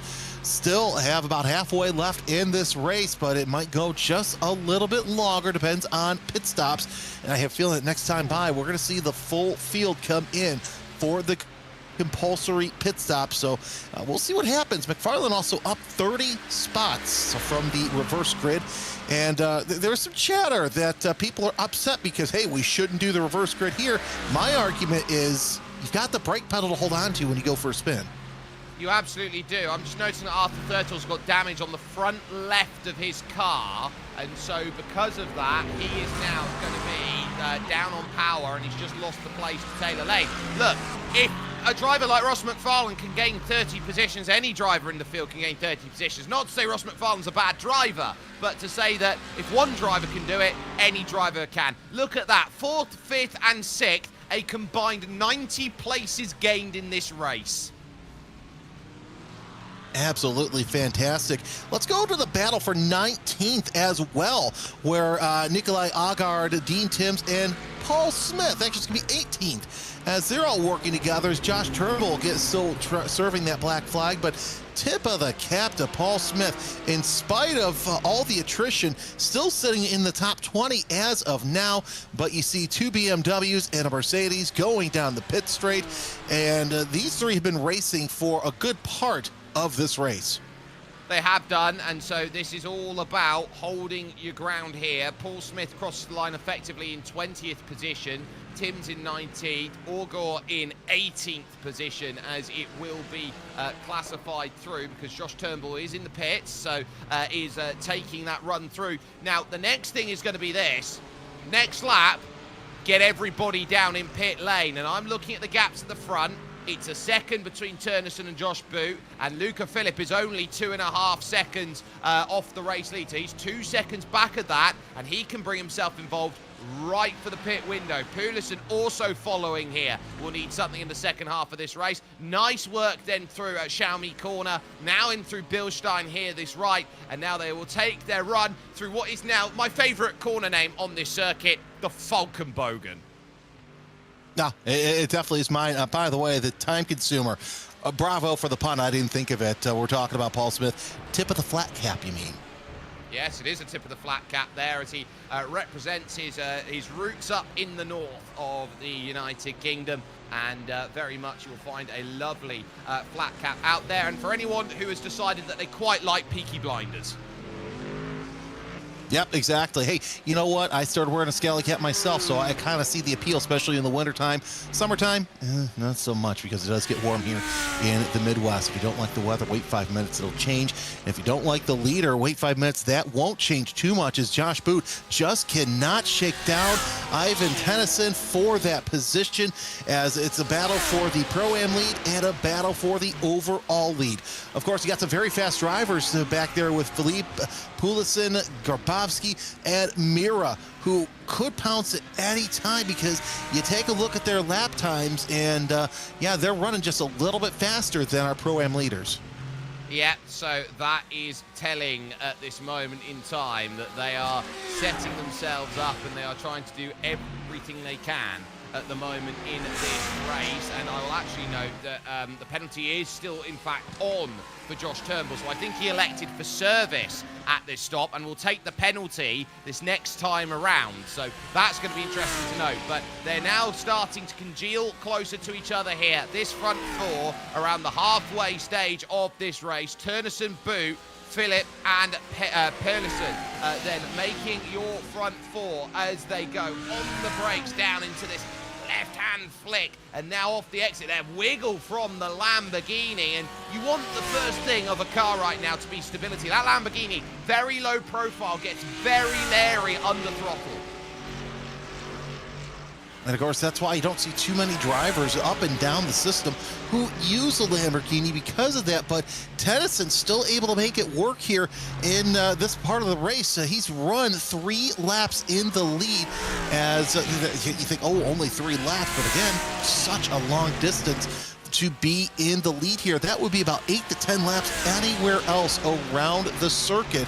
As just about a half hour remaining, Colin Sansom comes into the pits from 34th place overall, as now you see Philippe Poulsen closing in on this Pro-Am battle here between Tennyson and Boot. They are all within 2 seconds of each other. Your AM leader by comparison is Janis Schulte. If you watch Andy Scheel here in a strong scrap with the likes of Ben Ultra, they head their way out of Bergwerk and the Lauda Links. They will now head themselves through. So Scheel then doing good in this Pro-Am battle, and it was Ben Ultra who was wonderful in the AM category last year or last season to show that he could really go out there. He could really challenge some of the best out there in the world with his results. It was a ding-dong of a battle last season, but placement now is going to be important. Schulte, then we focus with in the number 31. He is currently, when he last crossed the line here, Jeremy, got a 17-second leading category over Ben Cullen in the number 90. And remember, Schulte was sitting there in the top 10 for quite some time. But either way, 12th place overall. Absolutely fantastic for the Mercedes driver as it comes out of the carousel. The rest of the field working their way on the second part of the racetrack. As you see Boot seeing a whole bunch of Mercedes in his rear view mirror. Does he get over and let the pro drivers go by, or is he going to give them a fight? Knowing Boot and how tough he was racing earlier, I think it's going to be a little bit of a dogfight. Left here of Eschbach corner, back up over the top of the crest, and now looking for an angle down on through. They will hit Flanschgarten now, and so here comes the jump, and you now got to get this next right-hander absolutely settled up. You know that there is a little half chance through this section, and the difference between Turnison and Poulsen, that last lap was 4 seconds. This is the bottleneck through the Beloff S, and they're all going to be eyeing up pit lane, and who wants to be there first? Look to the inside by Poulsen. Is going to think better of it then in the Falcon sim racing car. I think this is a moment where you're going to have to say that the idea of overtaking has to play backseat to preservation and backseat to I need to get to pit lane. That's the next objective mark as they go through the Golden Cup, almost pushing the Venari AMG Mercedes there of Luca Philipp through the corner. And did you see Philip back there? He basically launched off that curbing and lost it just a little bit. Philip going to look to the inside of Boot, and indeed, he's going to use the slingshot to get around the Porsche. So move your pro leader into second place for the time being. Does Poulsen decide preservation is better when he come into the pits? And indeed he is. He's going to stay tucked in behind the Porsche, but here's the thing. It's going to be a little tough to have to stay side by side through here, as you see Philip having the outside line. He's going to have the outside line again for this uphill left-hander. Now the inside line. Look at that. As Poulsen moves Boot out of the way for position. Wow, that was pretty bold and brave there by Nikolai Poulsen. He wanted to push through the faster car in Luca Philipp, and now look how aggressive they're all going to be on the lane as everybody now will jump on in. Sansom left the pits and tried to get up to speed, looped the 911 privateer car. The only privateer out there this season is Colin Sansom, as he looks for safety, but everybody now will take their service, their mandatory service. Phil Samway's in trouble now. And the meatball is going to be had for him, and a lot of drivers will be able to take some sort of repairs. Arthur Thurtle still staying out right now. He's going to come into the pits as well. Yeah, it's just going to be a mad dash of pit road for everybody. The only opportunity that you have to take a pit stop, as it looks like Poulsen, 24 seconds, but Boot gets out ahead of everybody. So Boot, Tennyson, Poulsen, 1, 2, 3. I wonder whether he has decided to save fuel over that first stint, and that's why he's got the ability to get out ahead of everybody else, that he's got the numbers that everyone else doesn't. 23 seconds for Ross McFarlane. He'll come out in 8th. Oh, there's a spin. It's Luca Philipp. He spun at turn 2, and that's going to drop a couple places. Grabowski's going to go by. Anders Mira is going to go by. Cold tyres out the pits. It's rule 1. It's first grade. What a shame, because Philip having such a good race, but can he capitalize? The problem is you've got 3 of the toughest drivers to pass coming around, and indeed, yeah, taking it just a little too fast, and so long, and see you in the gravel trap. It's first grade, Jeremy. Every time you see Luca Philipp there have that moment, you're always warned. Cold tyres, lap 1. You have just got to tiptoe around and get what you can. Now you watch here as here goes Turnison looking for the race lead. They'll go through this left-right of Vidal here, which is a little bit more open and extended than the tight chicane you see in Formula Star Racing. Michael Gray also getting into trouble here through turn 4. A little bit too much on the curb. You can see he hit the brakes there to try and stop the slide, which is counterintuitive to what the car will need through that section, and ultimately no mechanical grip to save that through. Down the hill they go. Josh Boot for Empire leads its field, but the RAA SimSport 2 car is right now looking for every opportunity to keep this in. And lest we forget, Nikolai Poulsen is just a second off the back of these drivers. You can see him there in the camera just behind. Yeah, it's amazing how many drivers just absolutely forgot elementary. Davidson with the meatball. Oh, No way. what a bad start. This is not good for one of our front runners in the championship, but you still have Poulsen closing in. That second lead is turned 0.8 of a second lead. So the 242 Mercedes is hungry for Pro-Am drivers. I know what's going on here with Samways and Davidson. They've been on pit lane trying to get their cars repaired so much that they've left the engines on, they've idled too much, and they've blown up. So that's what's happened. They've blown their engines. There goes Turnison looking for the inside at Arenberg, and now you've got a blanket on them. 1, 2, and 3 at the moment, and Poulsen now is going to have to be very choice about the way he tries to get this, as they will climb the hill up towards Ardenau first, through the compression and the foxhole, through this fast left-hander, and now you're setting up then for the rights, for the left, and now welcome to Ardenau first. Oh! Oh, a little bit of contact with Turnison taking a spin there, and now Poulsen in second place. Not sure if Boot slowed up or there was just accidental contact with Poulsen, but still, at least there wasn't too much of contact with Turnison, but he is falling through the order. So now the gap between he and Taylor Lane is so much. Let's take a look at this replay as Engelstad has a meatball flag.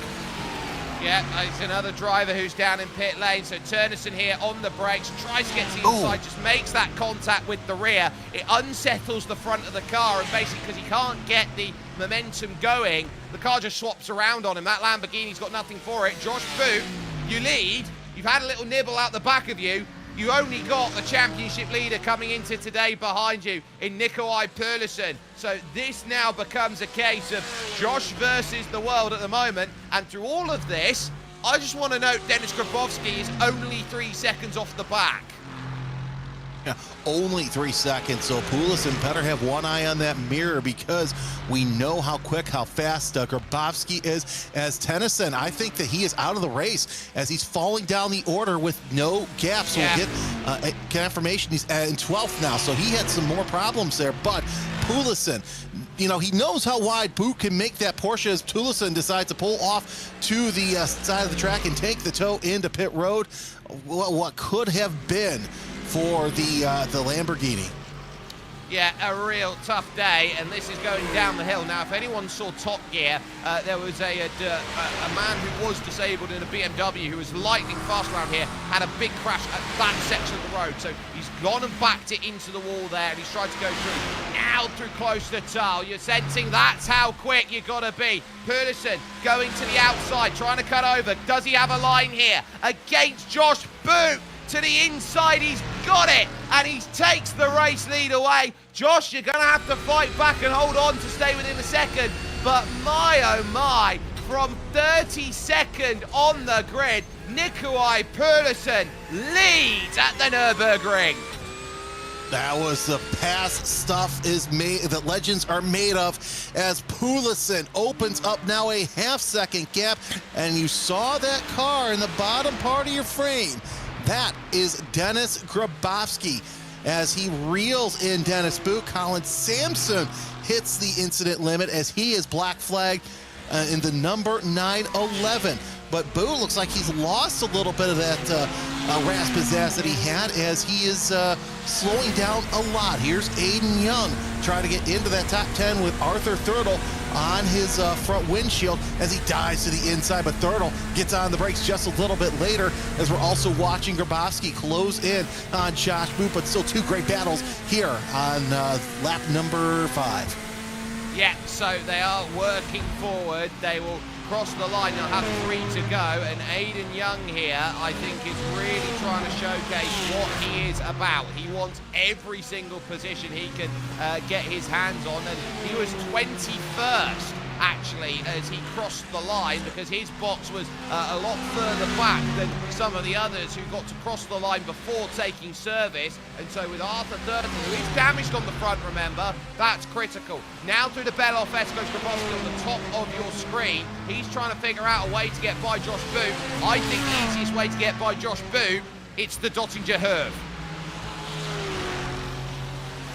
Coming up really soon, and that's where we saw some of the fast passes made there going into the pits, and Aiden Young doing all he can to try and see what he could do to get around Arthur Thurtle. This is for 7th place in the pro class, as both of those drivers not giving an inch, no quarter between either of them. Now Aiden Young goes side by side with Thurtle. Thurtle shuts the door on him, headed towards the Schwalbenschans.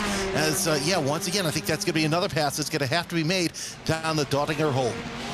Yeah, and there was concern. That's going to be an early exit out there of the miniature carousel. Aiden Young's going to get it done before the Dottinger there as he gets the pass. I saw a wiggle from Dennis Grabowski through that same corner. That's what piqued my interest there about 45 seconds ago. Grabowski's got the move up into 2nd position, gets it done at Tiergarten, pushed Josh Boot along the straight, and then just said, you know what? I've got more than the Porsche, and he makes that pass, and he's just 2 seconds off the back of Nikolai Perlison. This is the race for victory in pro, and this is what they're setting up for with 3 laps to go at the Nürburgring. 3 laps to glory in this hour-long race. Ben Altria, I hate to see what happens, and yep, just gets in the grass, noses it both front and back, and what a rough race this has been for Altria. Of course, your Pro-Am winner earlier on, Andy Shield, could not buy luck in race 1. It looks like the same thing happens here. And almost about the same point as Altria ran into problems. Well, I would say in sympathy for 007, it's the spy car for Andy Shield. He was creating his own smoke screen to try and get away, and look at that, through the fog. There goes the pass then that goes flying on by. One of the cars jumping through. I think that's Ben Cullen going through now. In the pit, that's no good for Aiden Young, who is down there now and taking the service. So I wonder, actually, whether on his lap 4, actually, yes, he did. He got an extra lap compared to everyone else. Now, that's interesting to note. Interesting that Aiden was able to get that extra lap. Ben Gregory with a solid black flag. Here's Nathan Healy with more spins, more issues out of the Lamborghini. Actually, this is Aiden's second pit stop. So something happened there with the maybe he Corvette. pitted lap 1, got some service done, and then pitted lap 5. That would be the understanding there. So if he pitted on the opening lap, that would be the reason why. Here's the effect simulations, number 90 through the Goodyear Spanger and over now towards Xiaomi corner. This left-hander named after the Chinese EV manufacturer of Xiaomi, and now over into Bilstein corner, and that leads them down the hill and back up then towards the highest section of the Grand Prix layout. And behind Ben Cullen right now, it's a who's who. Altria, Shield, and William Guthrie. 2 full-tilt V Motorsport cars behind. Shield comfortably gets the pass because this is a case of I am trying to limp this car back to home. Altria allows then for William Guthrie, the Pro-Am Championship leader, to just waltz on by. So still lots to play for here with about 17 and a half minutes left to go in this race. As you see, Shield, after that spin, still looking pretty good, closing in on Cullen, having Guthrie and Altria behind him. And those are 2 drivers, which, I'm sure Andy doesn't mind having them behind him, but he's really shaken off the rust over the past couple of races and looking even more and more racy. Of course, also, we've got a lot of cars still out of this race, 35th on down, and Lucas Prada is into the pits as well from 25th place. Yeah, Phil Samway's just saying that he can confirm that his race day was not optimal, as the best way to describe it. But for the moment, as far as this group goes, Cullen's got the chance now to bunk away. Ben Altria is backwards in the wall, and now with a black flag for incidents then as he hits over the limit. And, well, if it doesn't rain, it pours sometimes. And Ben here for Full Tilt V Motorsport here is now just going to be desperate to get the car back home in one piece from this stage. Well, at least he won the race earlier today, so he didn't have to worry about too much. But yeah, poor Ben Altria just hitting those curbs once again, and that back end getting loose. And we talk about Tokyo Drift. The drift scene in Germany seems more underground than people think, because I know a couple people who came from that central block of Europe, and they're huge fans of drift. So, I mean, yeah, that's a thing. Arthur Thurtle holding off Jan Duffner for 10th place.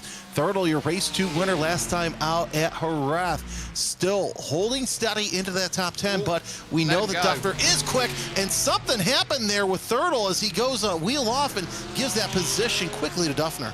He just let him go. He was late on the call for Jan, but he very much said, look, I've got damage to my car. I'm not risking it in terms of a move.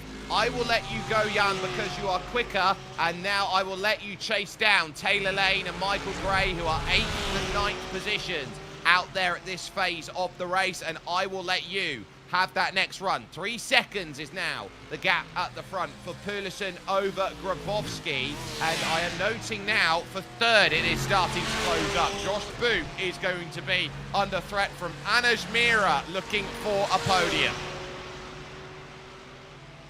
And Mira still in good position to do so, but Josh Boot, I'm thinking that the wheels are technically falling off of our Pro-Am leader. Either that or he's just deciding, you know what, I'm comfortably in the Pro-Am lead. I've lost sight of Michael Gray and everybody behind me. Just run the race that you can. As Boot comes around the carousel with Mira in tow. We know that Mira has basically bashed his head against the wall of this BMW, but he's got to feel good after today right now, running in third place and quite comfortably so far.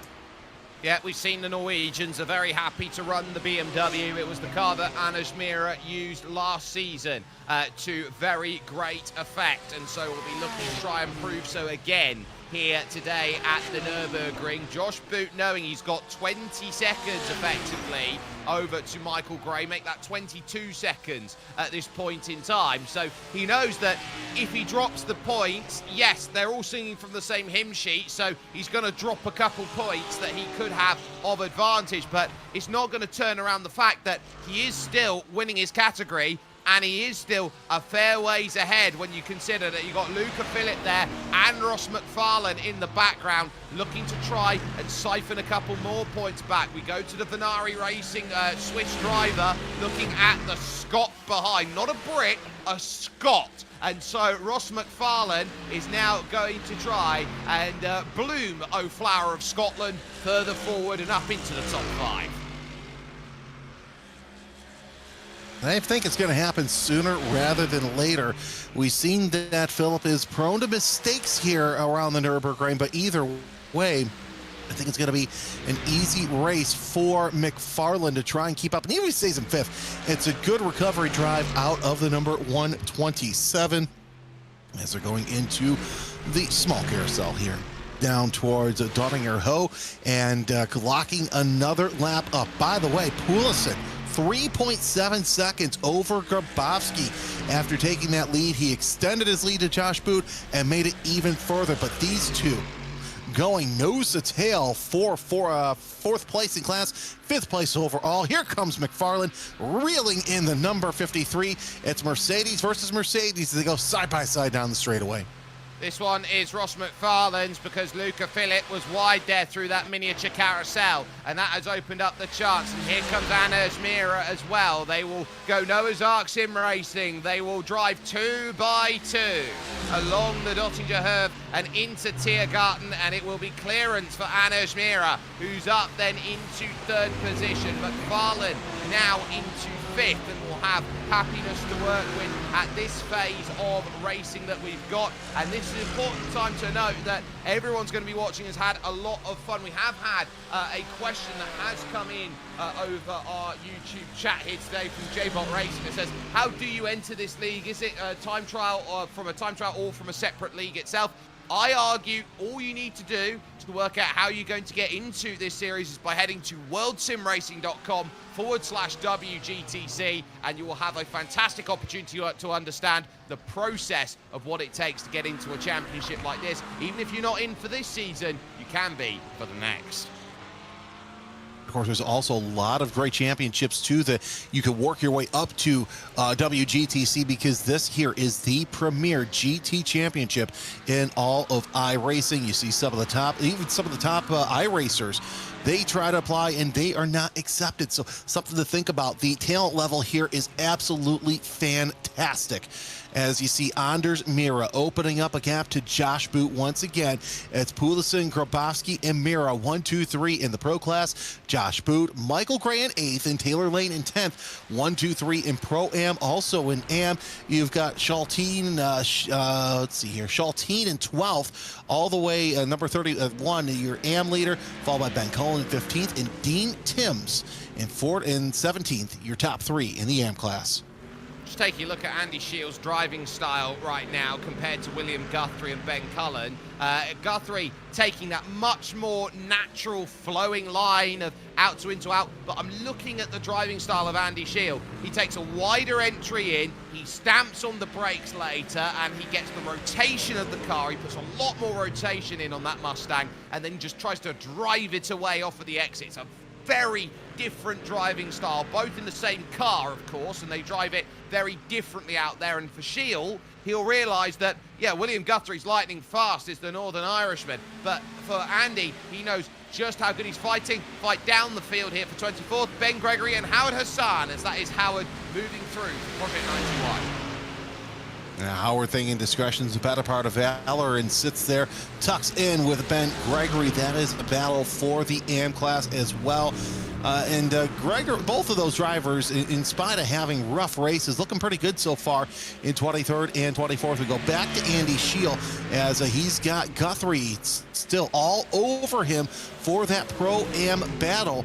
And not too far away from them is Nathan Healy. Talk about somebody we featured. That's not Healy, my apologies. But either way, these two looking pretty good. It's a Mercedes that's at least a lap down there. But Andy Shield, not a bad run for him in 13th so far. No, not a bad run at all, but I also want to point out something rather important. Those drivers who did get involved on lap 1 who have continued on racing but are many minutes down at the moment, and I'm looking around at drivers like Leander Gabrielson, I like to James Boumé here, Lucas Prada comes to mind as another name who fits the bill out there at the moment. Those who are desperately trying to get any points they can, because you never know in a championship like this, as here goes Guthrie looking at Arenberg for the pass and is not going to find it. You never know if you need this result or not, or whether you are going to have to burn a drop round early. If you're going to burn a drop round, this is the one round to do it, but you don't want to drop it this early, as Boot now holding on to 4th place for the time being. That's Ross McFarlane all over the back of him like a fly on wallpaper. Down through the track is Josh Boot. He had a great pit stop, but then again, he got passed left and right by Pulisic, Grabowski, and Mira. Now it's only a matter of time before McFarlane works his magic. Well, how do you go and make this move? How are you going to start finding this pass up? And this is where you're going to have to settle it up. You want a nice, easy run at the moment to try and find this move, and it's never easy along through the Lauda links over towards Kloostertaal corner as Guthrie and Shield do pass 4 positions. So William Guthrie now up into 13th place here in this one. You're looking for simple. You are not looking for the proverbial cat to ruffle a few pigeons' feathers out there in this race. You know, this is not where ceiling meets fan. This is where sim racers battle at the highest level, and Ross McFarlane is just biding his time, gets a great drive off the exit of Kloostertaal, and now is going to start thinking about, do I have a lunge angle down at the inside? Gets wide in the mirrors, tries to force Josh Boot off the line, but Josh don't move, and that's going to stay as they are, and he's going to have to follow him now into the carousel. Nathan Healy with the black flag, so that's incident limits for Healy in the 187. But that's one thing about McFarlane. He knows where he wants to pass, how he wants to pass. As Phillip closing in, more issues for Ben Altria. Little wiggle, and that's all it takes sometimes. Heavy nose into the guardrail. Let's see what happens with Andy Shield as well, as this is his view of Altria's little incident that he had. Oh, no, decides to do another sympathy spin for Altria as well. Well, it seems like these two, no matter where they are on track, they're going to have a spin at the same time. Andy Shield spread eagle sideways there. Will take 2 instant points there for a loss of control, and gives the scare of a lifetime there to Ben Cullen, who had to find his way through and just about managed it. Boot holding his ground very nicely here as they work out, and there goes the move down to the inside. Getting the drive then on the exit was going to be critical out then of Brunchen, and there is the pass from Ross McFarlane. That will be one to move to 4th place. It still keeps the likes of the Swiss driver Luca Philipp in play through Flamsgarten, as now Michael Gray hits the instant point limit, and that's from 8th. Exactly. So now Gray will lose that podium. That should elevate Chaltine to the top of the podium. Sorry, 3rd place of the podium. My apologies. But either way, with just a handful of minutes left to go in this race, most likely we'll go to 1 lap to go as Pulisic has the lead. But look at Boot. He's wearing himself out trying to catch up to McFarlane, but that's given Phillip a chance to close in, especially through the short carousel. And yeah, it was game over for the time being for Boot, as now he tucks in and decides it's just better to hang in. Josh Boot has lost the place then to Luca Phillip. Michael Gray just running wide, and that's just an accumulation of picking up the incidents as you go around. Michael will know that he will let Taylor Lane into second, and Jana Schultzane is the leader of the AM category, so it will be, at least at the moment, William Guthrie, who would move up to third in class. Then with that, depending on the time, because with that run through, Michael Gray will need to be a little alert to it. Oh, now has Howard Hassan had a moment? Yeah, through berg work. Yeah, that's a very tough place to have an incident, and Howard knows it, and he has to wait for everyone to go back around as they go through. And another black flag comes in for Benjamin Gregory. So Gregory not having the best of all races here as we are on our final lap, and it's going to be a long one to say the least. Poulsen with your lead with Grabowski, Mira, and McFarland. 1, 2, 3, and 4 as Josh Boot is going to come into the pits. Yeah, so with Nikolai Poulsen then at a 4-second margin, that's going to be Boot. Underfueled the car too much. That, to me, as he jumps into the pits for Empire, is oops, splash and dash.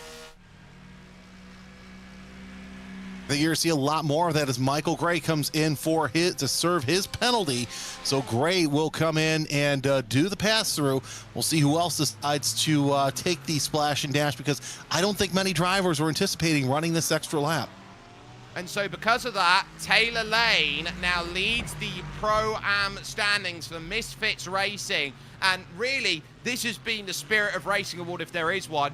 Don't do anything wrong. Don't get yourself involved. Don't get put on the calendar out there or on the cameras, and just find a quiet run, and you've got the place. And he's got 6 seconds to play with on this final lap of this race. So I would say he's done everything right as Taylor Lane, and now we'll just need to find that security. Speaking of which, hi Paul, 18th place, battling with the man who was at the double last time out at Jerez, Simon Andre Livingston. Good to see Paul have a good run so far. And of course, should Livingston get around him, he's got another 7 seconds back to Turnbull in the Pro-Am class. But man, for somebody who really is hard on himself, Paul's doing quite well here in the 60-minute feature race as he has a little wiggle going into that very first turn. And Livingston tried to close in, but not able to make it happen. But a good run out of our buddy.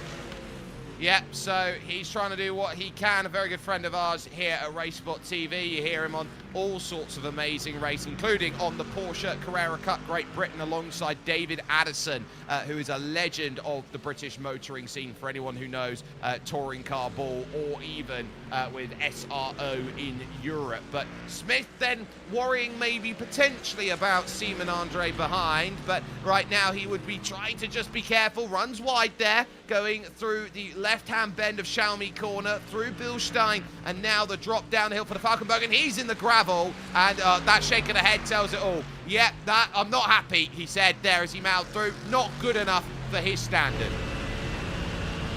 All he has to do now is just hold station, and everything will be good to go as he closes in on Livingston. Livingston a little early on the brakes through the chicane, and now the Nordschleife awaits for the final time for both of these drivers as he spins. Oh no. Hand goes up, the universal sign of that wasn't meant to happen, as he tries to flick the car around to get back into position.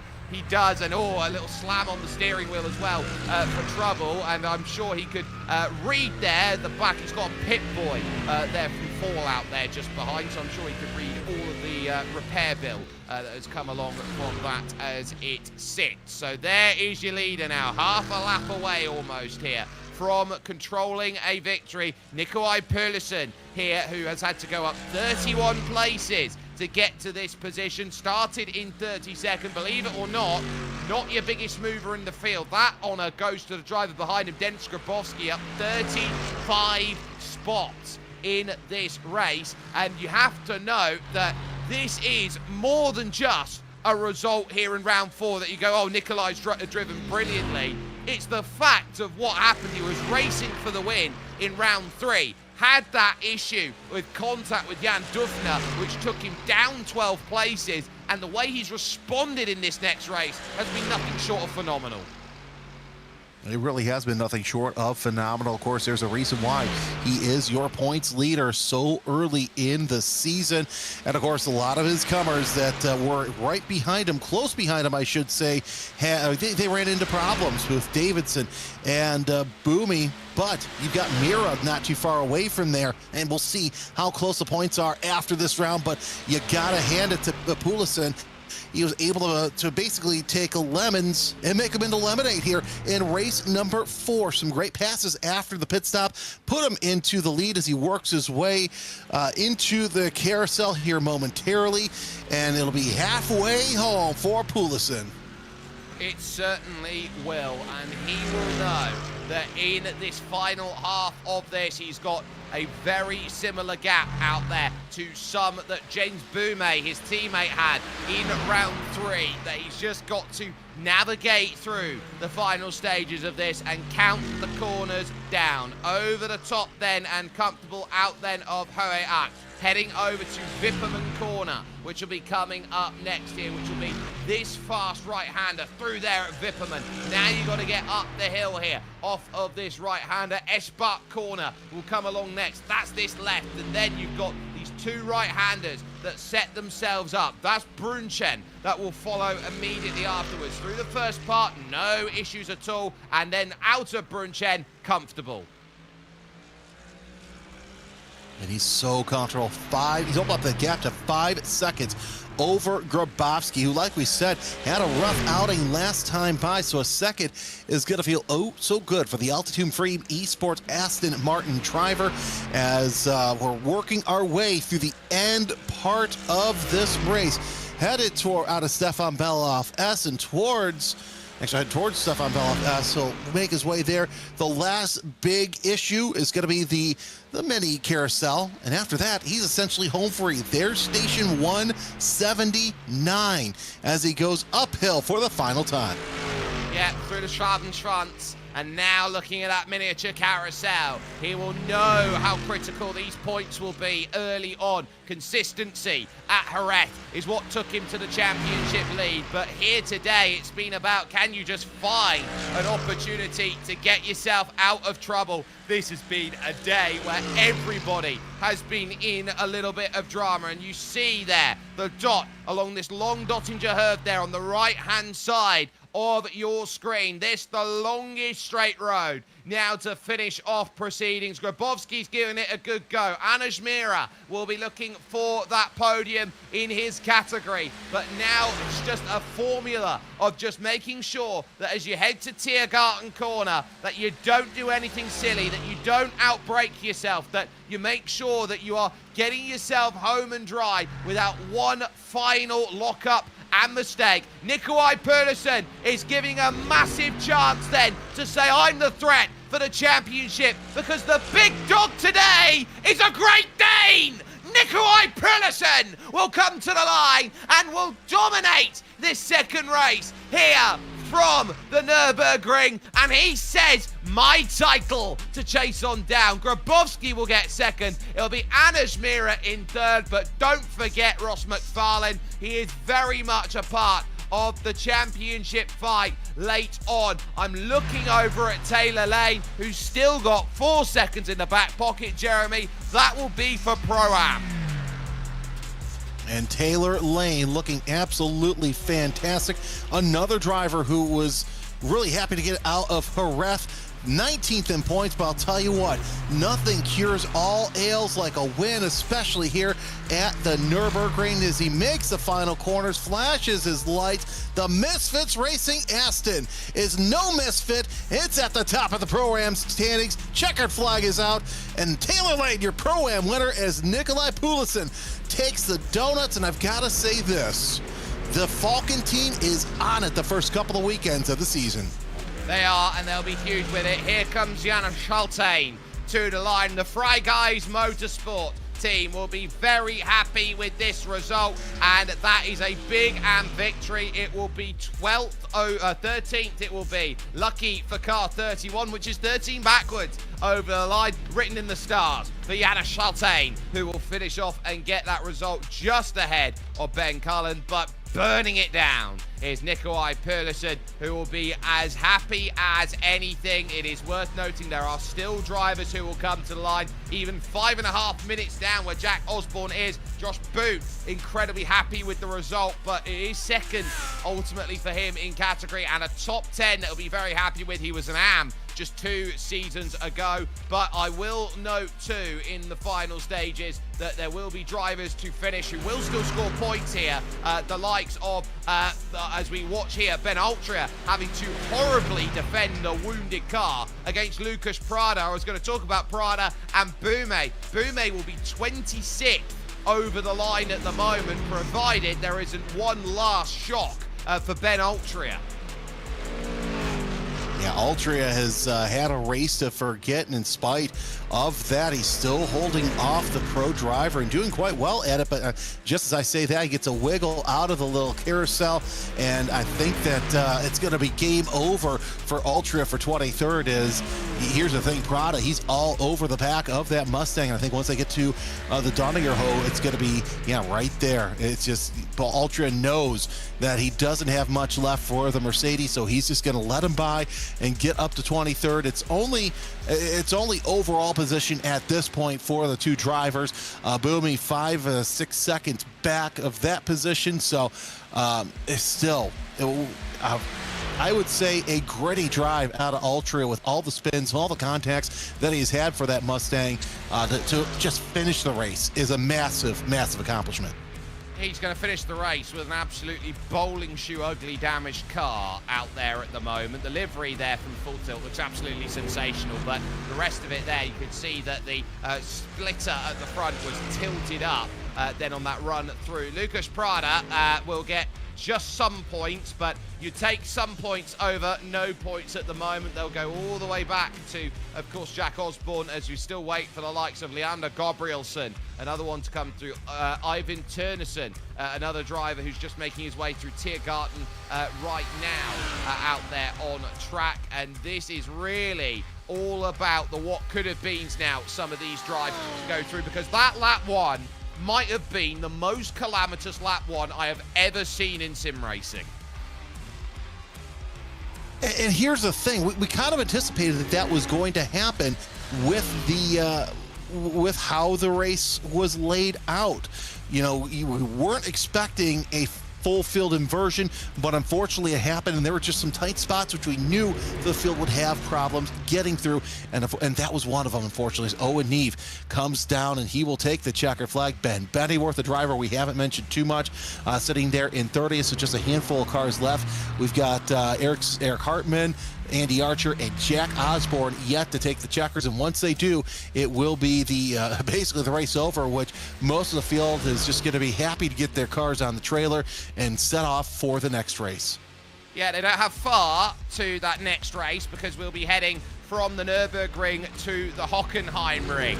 So they'll be stuck over here from the Nürburgring, which is around Nürburg Castle, over to the Baden-Württemberg region of Germany as part of that West German peninsula that runs on through. As there is Andy Archer and his teammate Jack Osborne, then, who will be together, and by the looks of things, this will be a form finish for them, or anything. Jack Osborne, I think, may have just run himself out of fuel, and Andy's going to push him home. I think that's what we're looking at here late. So we'll get a look at results then.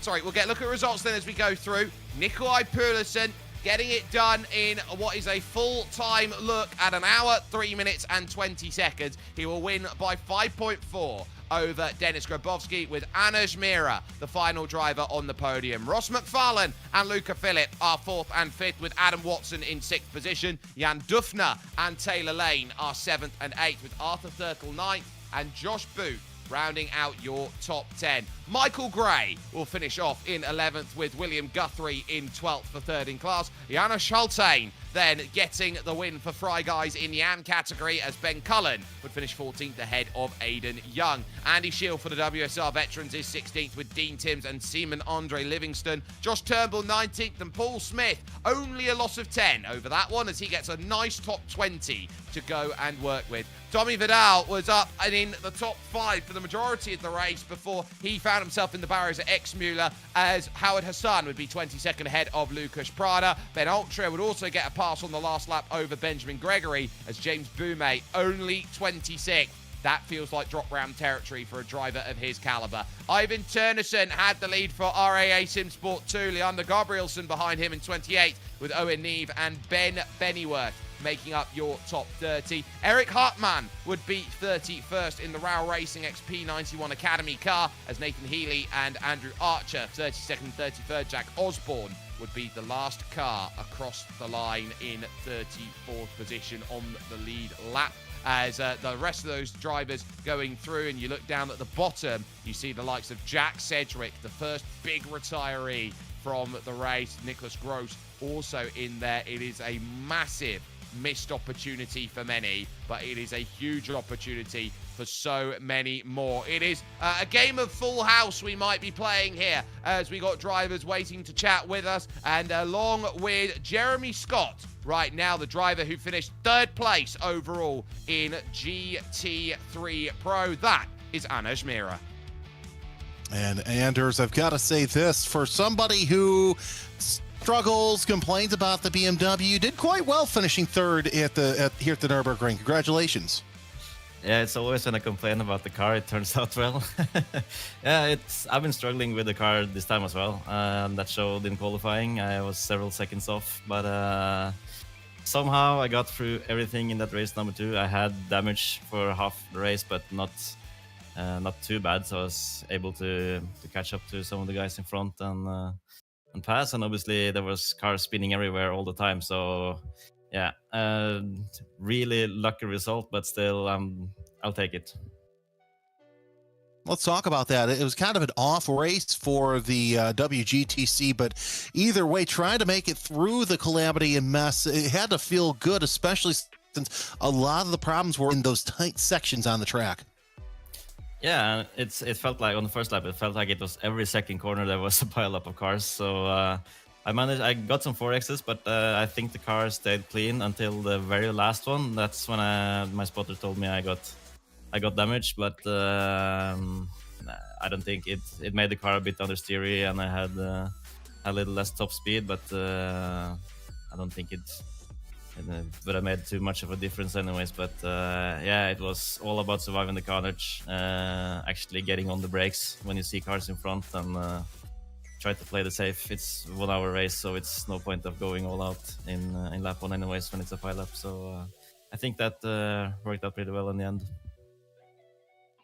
Well, either way, you came into this this race, I should say, 4th in points. You're definitely going to be moving up. Congratulations. Anyone you want to thank before we head off next week?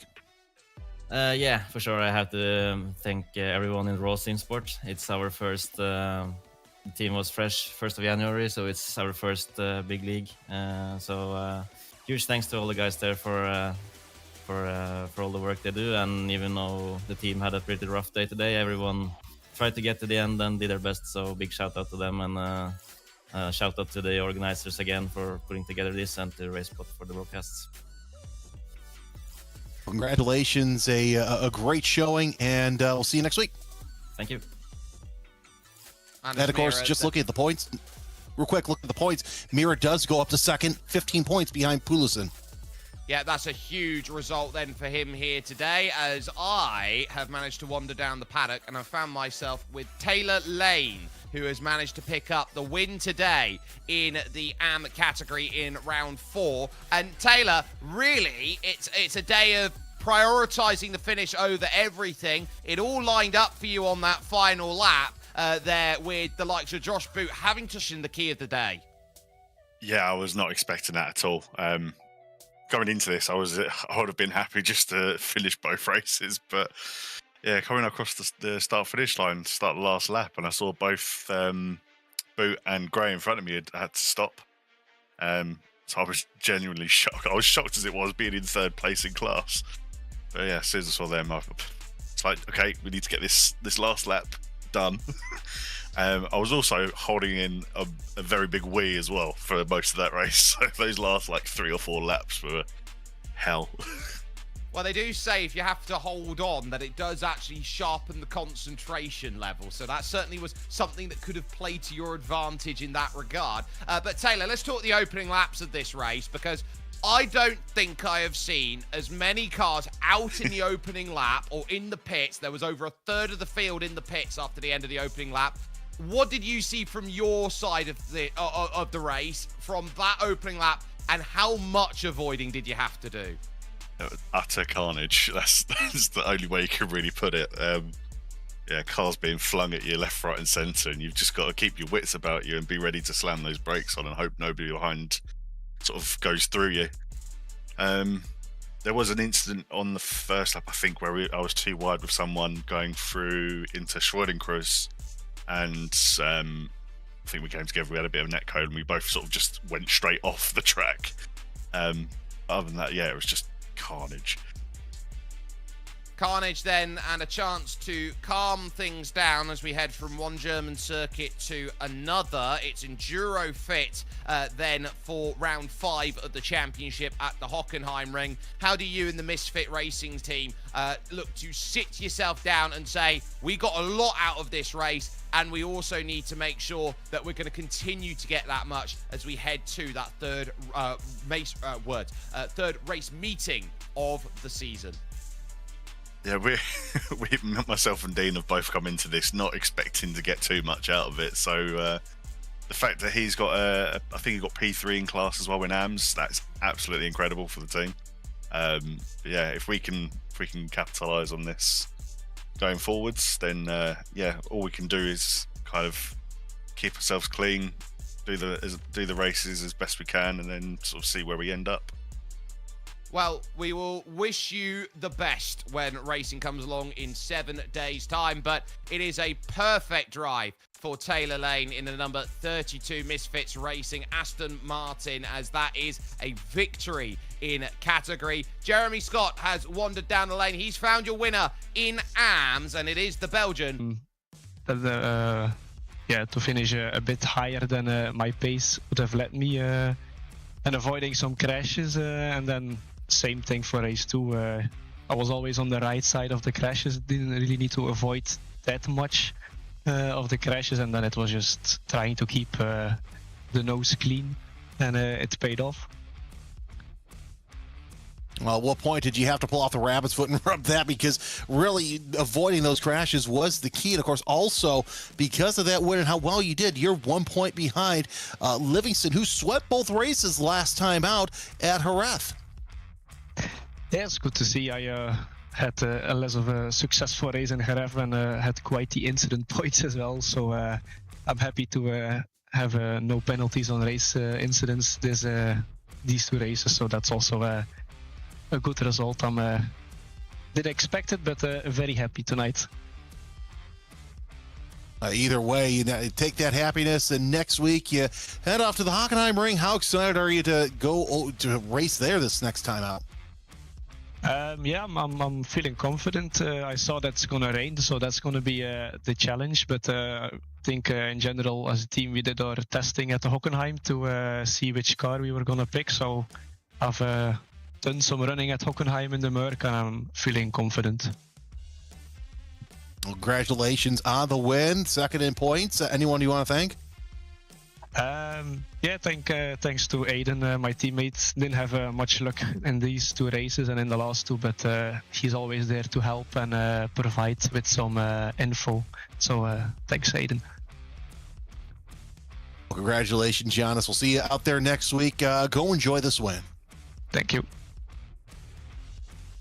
Well, what a wonderful day's worth of racing, and in 7 days' time, it is round 5 of the World GT Championship, and it'll be taking place at the Hockenheimring. Weather forecast doesn't look great, and so that's going to be worth keeping a note on to see who can master maybe what could be inclement conditions here around this icon of great racing. You can catch that March 9th at 8 p.m. GMT for that. The crew will be back again to get into all of the amazing racing action that will be coming to you with us here on RaceSpotTV. From the entire team that has brought this show over to you, from Jeremy Scott, from Ramiro Augustin Cisneros, my name is Jake Sperry, and set yourself up for what has been maybe the toughest, the most difficult conditions the World GT Championship has ever had. A full reverse grid around the Nürburgring Nordschleife. You couldn't have asked for a tougher challenge for those who wanted points today. Survive, said the prophet, and that is what the goal of today was. But the simple matter of fact of today's racing and running is there's only one top dog coming out of here today. He's a Great Dane. His name is Nikolai Pulisic.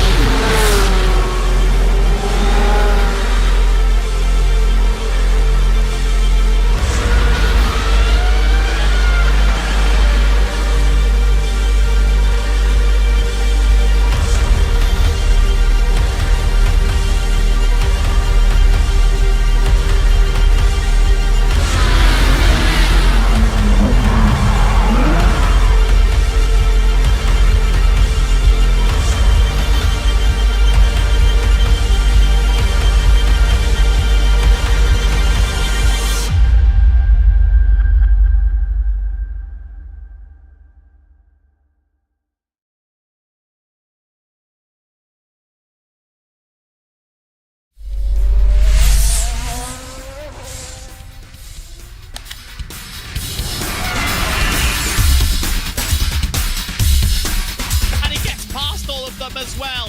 What a move for the 48. Oh, look at this. And onto the straight they come.